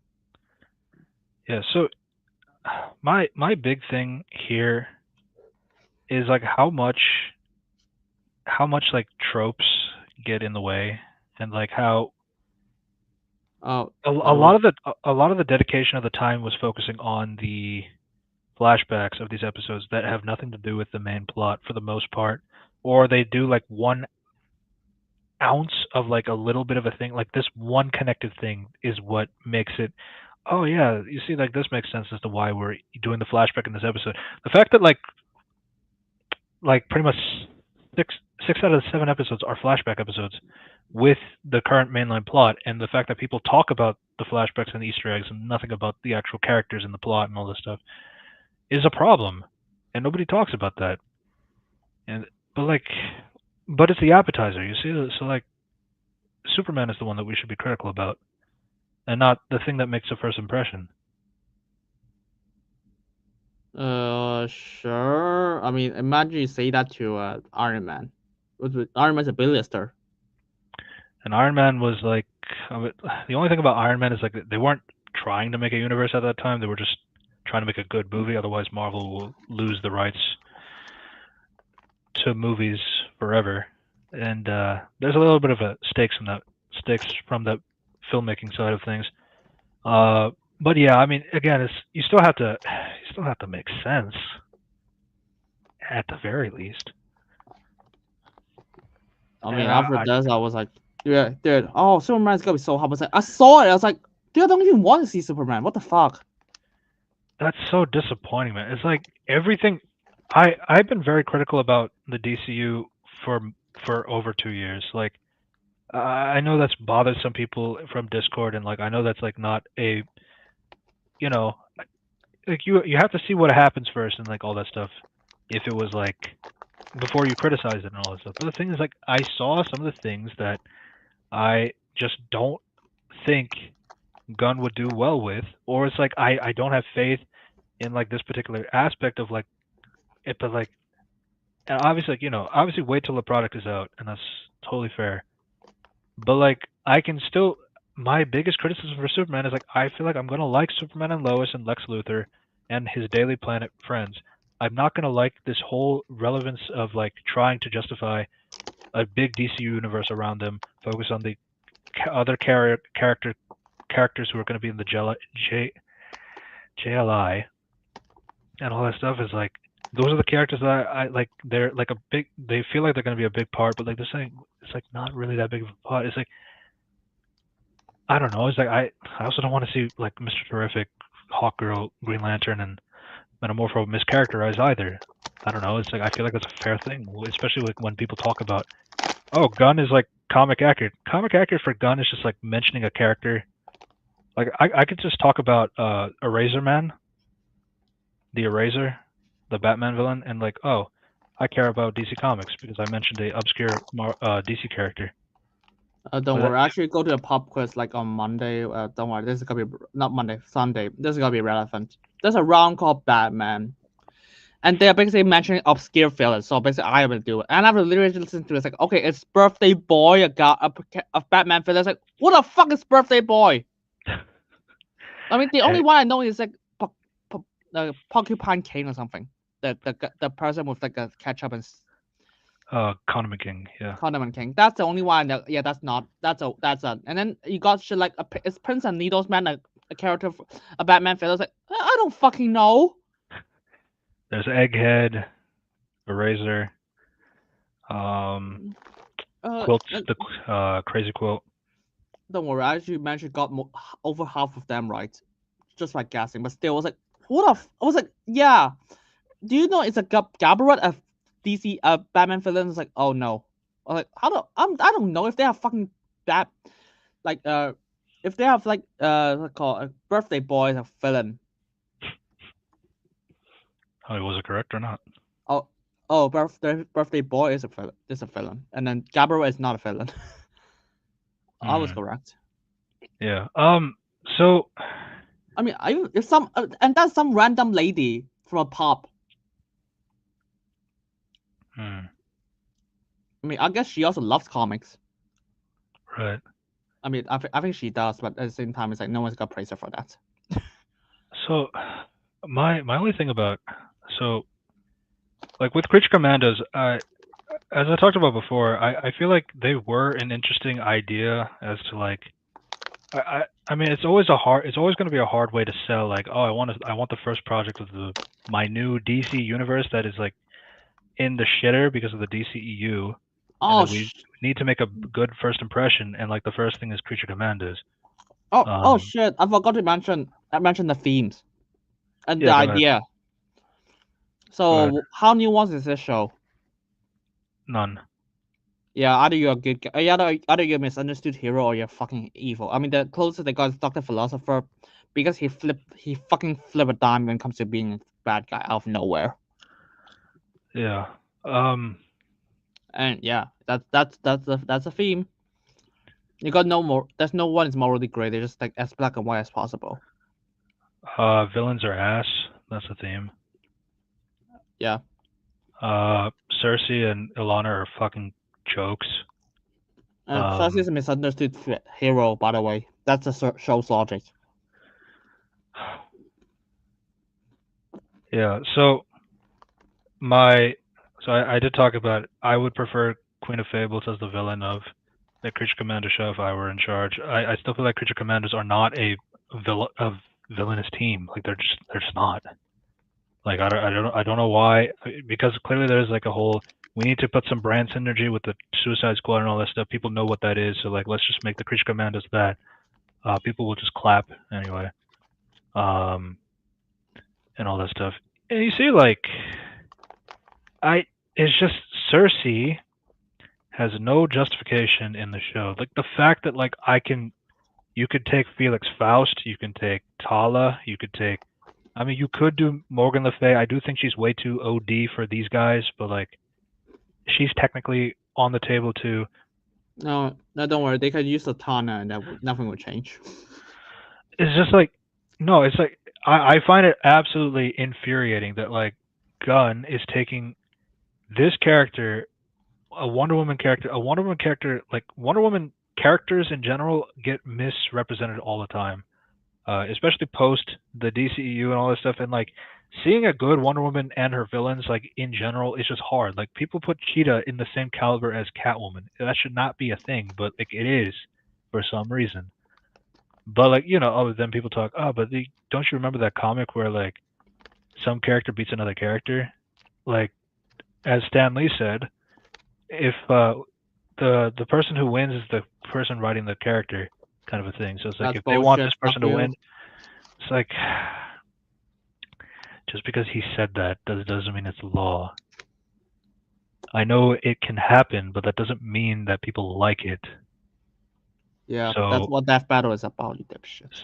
yeah, so Cersei losing to a fucking weasel and Gunn explaining away as to like why is because he was too quick for her and he was like keeping her scrambled and that she could not like use her hands for magic is so bad because like you have to remember this person is supposed to go up against Wonder Woman.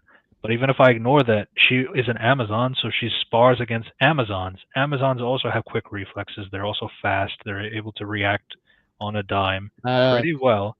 Dude, I can literally say Robin can beat Cersei. He has training from Batman. I mean, Batman is a great fighter, right? So he should beat Cersei.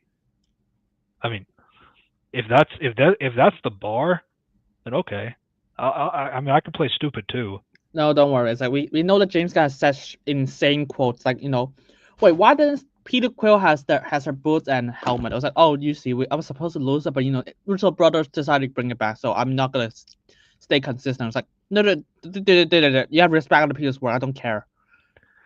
And it's like, I'm sorry, but like this guy is a fucking space pirate. And it's like, oh, but he's a good guy now. He can still make his own tech, man. You don't have to make him not like a tech guy, or you don't. You like he. Rocket is his best friend. Rocket can make it for him if you think he's not a tech genius. Well, just don't worry, do something. This guy invented things to just regrow limbs. Sorry, fucking heal fucking heads. Kidding me. Nebula can make something for him. Like you have like these tech people who can do something for him. If you want to say that like okay, like Peter's just not very good at making a helmet or he's not very good at making rocket boots and all that stuff. Okay, fine. He doesn't have to be that good at that stuff. Fine. But he has two best friends who could do that for him. Like I cannot fathom that this is like how you want it so badly that I don't want to see this thing ever again. And then like refuse to accept the possibility that maybe he has a second one, or maybe he was able to have it remade by somebody else, or maybe he even stole it from somebody else, which you don't have to say stole it, but you could just say something. But no, we can't do that either. I mean, to be honest, I think the fact that Guardians 3 Rock has a tragic backstory, he just want to apply it to every character in this show. Yes, I agree. But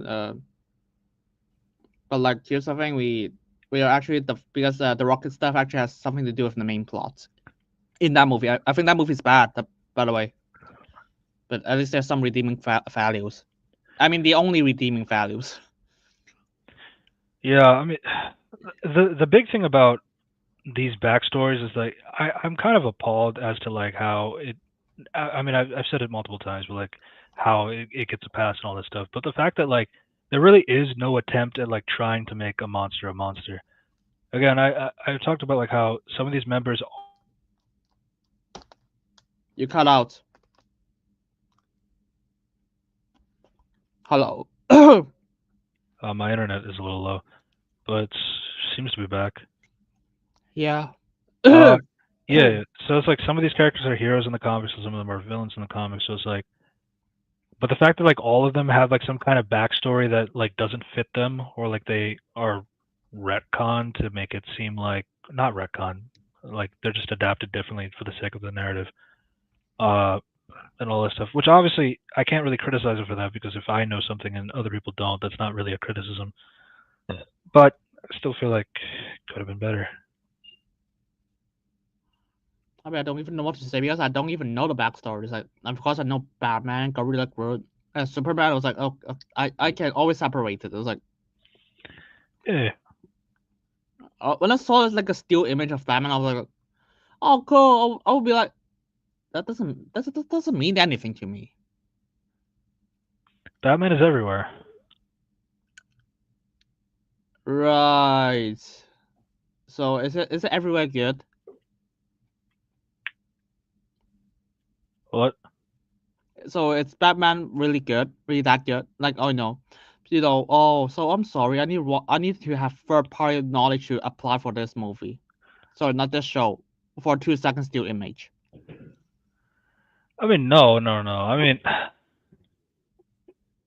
I don't feel like the show does it either, because like, again, I feel like this whole narrative of Gunn being the comic accurate one only comes because he's using obscure characters that he likes to turn into OCs anyway. I mean, even with like characters like the Guardians, like a lot of them are not the Guardians from the comics, but like people like them anyway, and it's fair. I mean, I get it, but like I also get from people who know the Guardians and they don't like how they're characterized in the movies because they're different. I also understand that too. But yeah, I mean, again, I feel like Superman for him is going to be the make or break for a lot of people, especially. I wish that wasn't the case, because like people need to raise their standards for first impression things. But at the end of the day, what can I really say? Superman is really going to be the make or break for a lot of people. And honestly, I'm only interested in Superman because like this is something very different from what Gunn is used to doing. It's like you're cutting out that formula of ragtag teams or all that stuff. So you're dealing with the guy, Superman, very heavily long-lasting character that a lot of people have opinions on. So it's a lot of pressure, but like it's also something different. So it's like I can at least maybe see that there's a possibility that something of value could happen here, but I don't know. Of course, fucking not. I don't have the Jesus. best. Don't worry. When I finished the show, I was like, "Are you interested in Superman?" I was like, "Fuck off! No, kill me." Yeah, I'm only interested in half the stuff, but the half is only anything Superman related, but nothing DC related. I mean, I was like, oh, but Superman's like, I can just rewatch Superman Lois or Smallville. I want to ask him, what Superman stuff I've never seen. Superman 2. Yeah. Superman Returns. Oh, Yeah. like Lois and 2006. Lois and Clark. Lois and Clark.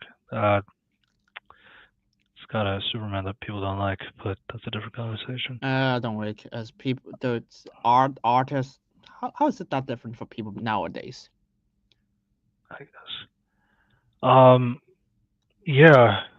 Again, I said in my last video about Cersei, but like again, the fact that how she was handled was so bad, I don't want to see her ever again. I still stand by that. No, I mean, and then I've seen people say, oh, but like why are people still mad about Cersei? It's like Cersei was right about the princess. So they showed that she was correct. She was right. But the thing is, like, they had to do a double twist bamboozle in order to say that no, she was right. She was right. And like even then, it's like we still don't even know is that true or not. We're just going off the bride's word. I'm gonna be honest here. Just this entire thing is so fucked up, morality speaking. It's like they have the fucking last minute to flip Eliza's morality just like out of nowhere. I was like, what? I thought because the entire impression was like, she seems like a good guy. And so she's a bad guy, and now you just throw that oh she's evil now. It's like oh everything before is meaningless. Oh for how little meaning they are. Yeah. Yeah, and it's like, oh, but like maybe Cersei will be in the Paradise Lost show, and they'll show that tsunami scene, and they'll show her being heroic and all this stuff, or they'll show her doing cool stuff to make her seem all badass. Something cool set in the past doesn't change her character in the present, which is in the future, which is now.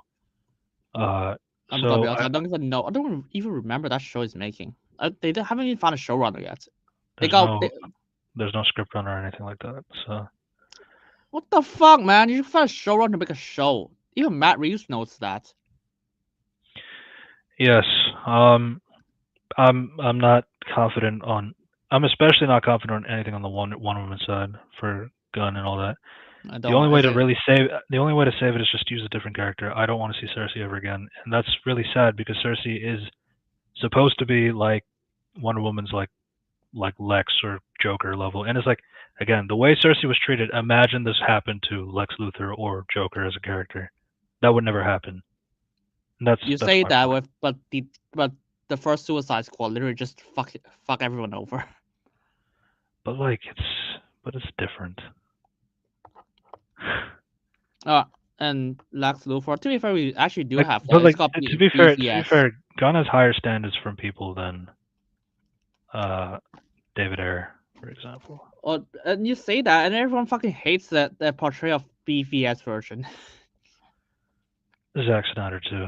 Gunn has a higher standard for people, but like not high enough.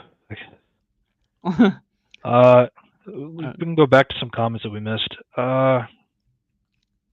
She's not even scuba diving where she should be completely submerged. She's easily very visible on the surface. Bride could have shot her for an easy kill. Oh, we did talk about that. Yeah. You called me monologuing. The reason why Wonder Woman never caught Cersei is because she would always say there's nowhere to run, then stop to talk, simply allowing Cersei to walk away from her. That's a Mad Folk reference. You haven't seen the videos yet. I see. In all of the Cersei scenes, after getting beat up, she still has the burn mark. Is this a permanent wound? Maybe not. It's a permanent reminder for Develosa for what they did to Cersei. What am I being charged with? You're a goddamn Wonder Woman villain. I mean, she's a weasel villain. Yeah, I'm gonna be honest. Even I found it weird to see Wonder Woman flashbacks. Even because like when I Wonder Woman in fiction, even Death Battle got her wrong. Like, did not do it justice for like 3 times she's appeared in the show. Wonder Woman is tough to analyze. To be fair, I know. Like I've been working on this Wonder Woman fancast video. It was really hard for me. I had to get help from AGD to help me with the script. I hope that video will be out in this month, but we'll see. Yeah. It is fun. You got that about the Silver Samurai justice. I was like, who the fuck is Silver Samurai? I got Vietnam flashbacks hearing the name Grodd. And I remember he tried to kill Barack Obama. I know her. Turns out to be evil anyway. Whoops. No reaction. They don't even show Rick Flag in the end. Like maybe he's in a wheelchair or something, or I don't know, something simple. With the stakes being the end of the world, Waller would be the type who would have killed Flag once he said, "I'm going against you." No, I think she will at least just lock him in prison. Yeah, I think that would be the extent. Imagine Mike Flanagan having to work with this Clayface for his friend. To be fair, looks like this one is dead. We got a new one. Hopefully the new one is not shit. It's a prequel, so who knows? And it's also a prequel, so he's a filthy Xbox user. He knows her. She wouldn't do anything, but oops. Okay, next one. Imagine if he died in that coma. Remember, we never even seen him fully recover in the show. Obviously, we know that he's in Superman and in fucking Waller and Peacemaker season 2. This guy's a industry plant, to be honest. I heard the show is quite bad from Burger Man. Yep. James Gunn is the next Ryan Johnson. Oh yeah, that show is literally just a made between J.J. Abrams and Ryan Johnson. Like I'm not kidding. When at the end I was like, did J.J. Abrams and Ryan Johnson make the show? No, it's like it's honestly crazy, like how much things are just happening and we just let it happen.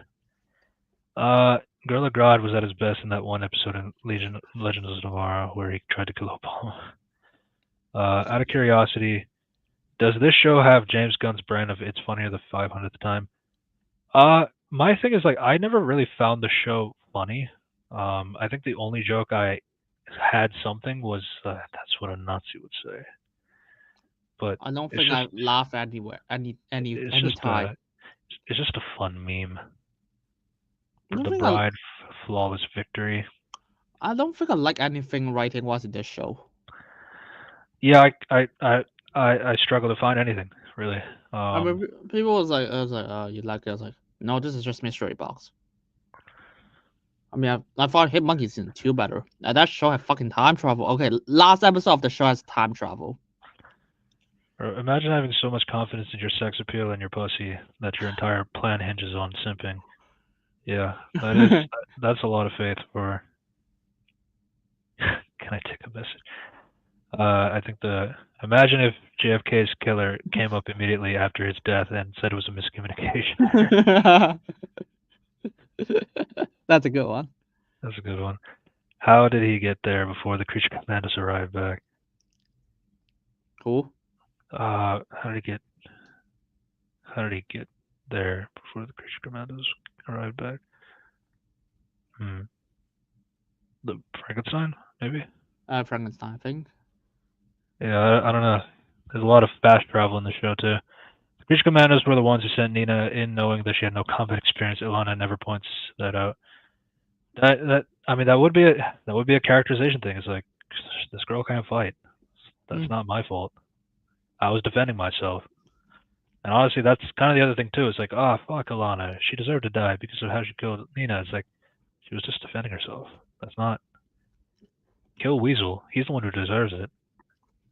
To be honest, sometimes I don't get how did he write the Suicide Squad and then he just came down to this level all of a sudden. Yeah, people were speculating that she was Clayface originally, but people were just saying that because they wanted to see a man fuck a clay monster. I'm gotta be honest here. At least that would be it. That would be an explanation. That would be a bit of an explanation about her durability and like having some level of control in the country and all that stuff. Yeah, I was like, why is she suddenly evil? That would be an explanation. That would be an explanation, yes. Yeah. What if they say that actually she shot Clayface, even though Clayface is also dead?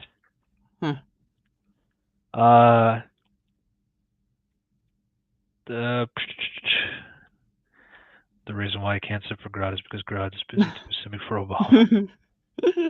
The war has a war that hasn't started either, meaning that no one saw the body earlier in her office. Yeah, so again, like the guards, there's no war, there's no like, you killed our princess. Damn this country. We will do everything in our power to attack. I wonder what season 2 is gonna be about. I don't even know what it has to. There's no way that it doesn't involve this. But like, I have no faith. Like none of these plot points that connect to each other. Right, and this is about Nina. They were best friends with Khalees, and that he never defended Nina at all in the prison. If they were to say that they were best friends in season 2. The end of the Pakistan monarchy, had no children. The appetizer defense would work better if it was a short film. That or the anthology series, I think that would also be good too. Yeah, I mean, to be honest, they should just make it. Yeah, but I also think the anthology thing is like, it's kind of weird to start a series like a franchise off with an anthology. But then, to be fair, it's already weird to start the franchise off with Creature Commandos. At least go in on the concept and just don't half-ass it. But that's just my opinion. Also, this appetizer defense is a non-argument. If someone unironically uses that, it's because they thought it had any value whatsoever. I agree. Yeah. And yeah, I really hope Superman will be good. It's kind of hard. I mean, if you asked me, I was like, I'll watch it, I guess. I don't know. It's like a lot of things that's not surprise. A lot of the superhero stuff just like this is not good now. Oh yeah, he meant how did the guard Alana's guard go back to the country before the Creature Commandos. Mm. The only thing, I think the only thing they said is like he reported back, but like that was like Bride explaining, yeah, he would report back that this is what happened, and then she's like, oh, let's send my buddy Clayface to go and take care of them. That kind of thing is, it doesn't make any sense. Yeah. So that was Creature Commander Season 1, the start of the DCU. So I'd rather they have Hit Monkey Season 3 than this shit again. Which is absolutely depressing. Yeah, don't worry, you've never seen Hit Monkey, but that's the closest reference I got, R-rated show about monsters. Fuck it. I'd rather watch Last Jedi over this. I'd take that over, because at least there's some attempt at trying to do like a twist and all that stuff and all that bullshit. And there's like some level of entertainment at how goofy it is. This caused me a lot of pain watching the show. And I know it's like, oh, why do you care about a Creature Commander show? It's all that stuff. I care because it's the start of a new DC universe where I thought we would get rid of this bullshit from the DCU. And it's different from Zack Snyder's universe, but like there's still a lot of the same bullshit that happened with his universe. No, I was watching this. I was like, why do you want me to care? Because you want me to care. That's why. Because James Gunn want me to care. So I care about it. I hated it, but I care about it. Yeah, but you see, like, Superman is in July. I'm gonna be so fucked. I don't even know do I want to do that. I'm sure I do not want to watch it during that day. Yeah. I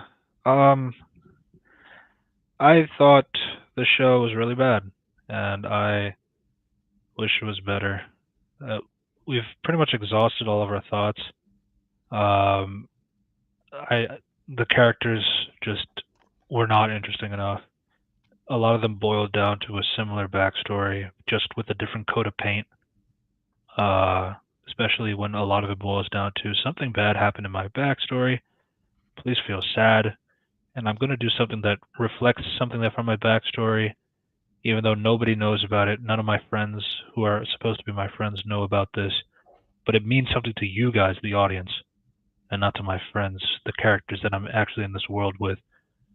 So, fuck it.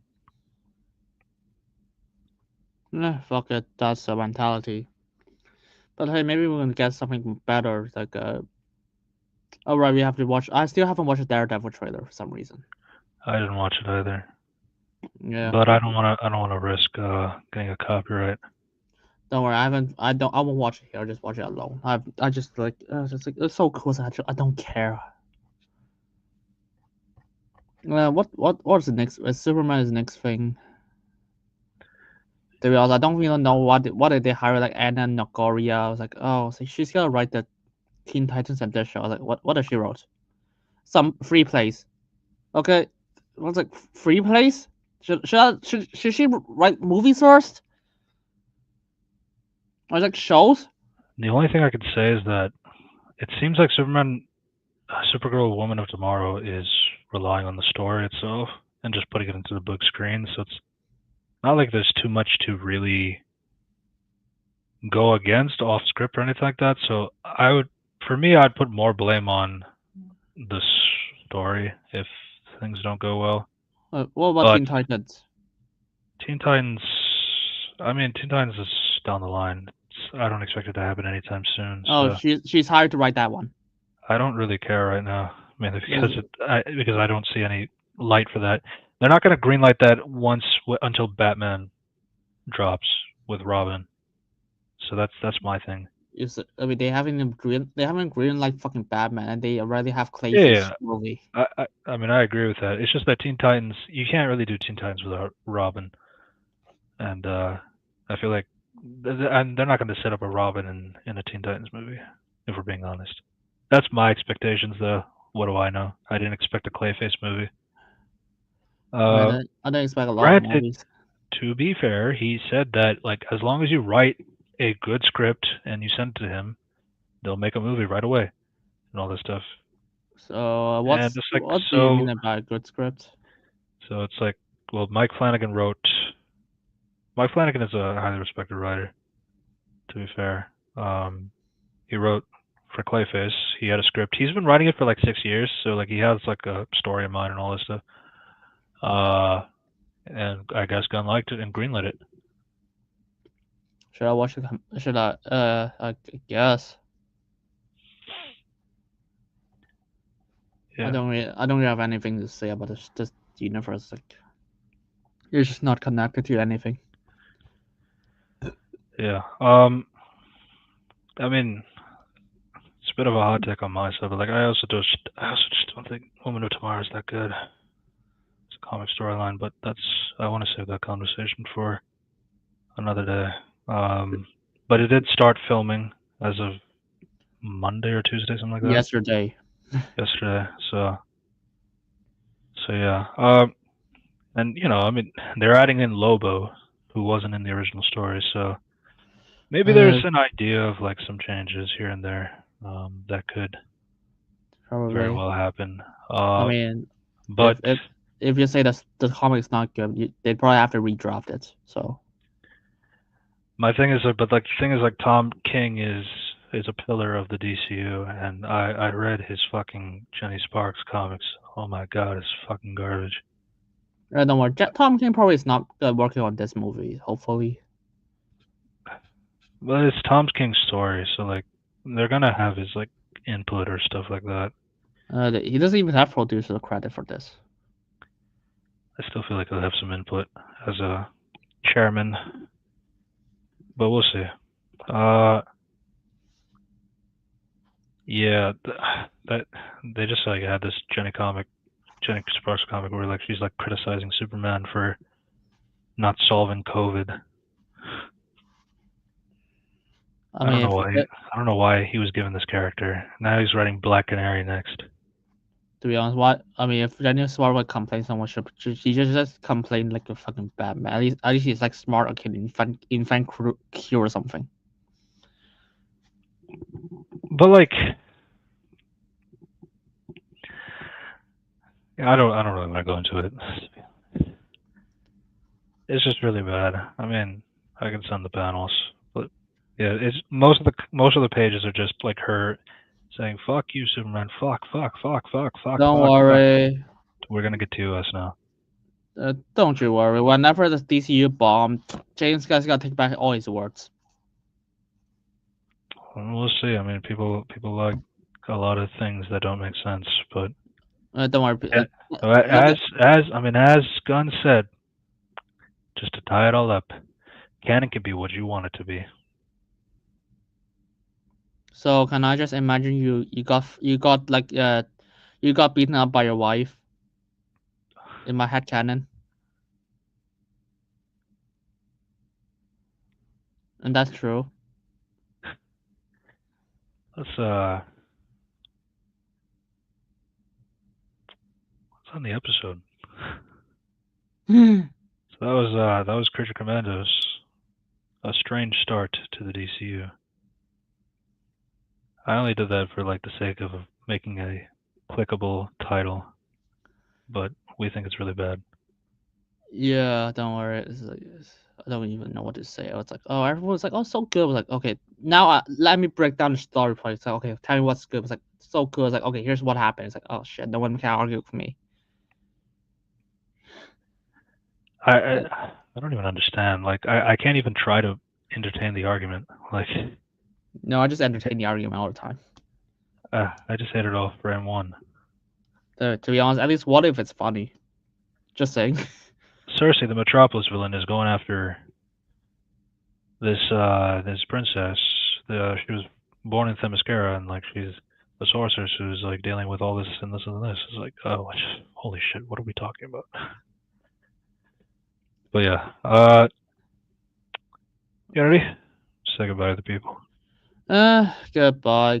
This is exhausting to talk about a 7-episode show about nothing.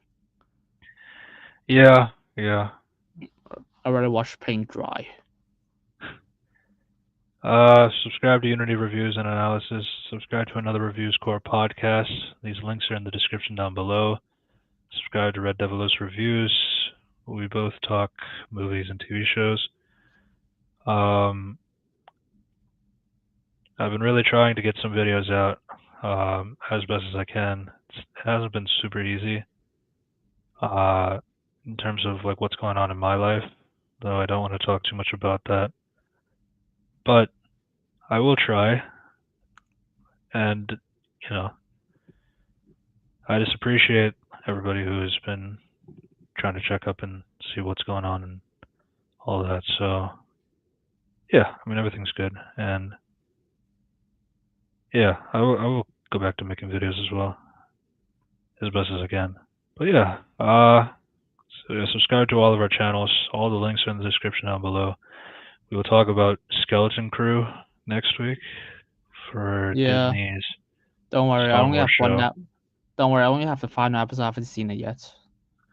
Yeah, we don't have to talk about the thoughts yet, but let's save that for next week. But yeah, we'll see you next time, guys. Goodbye, everybody. Bye.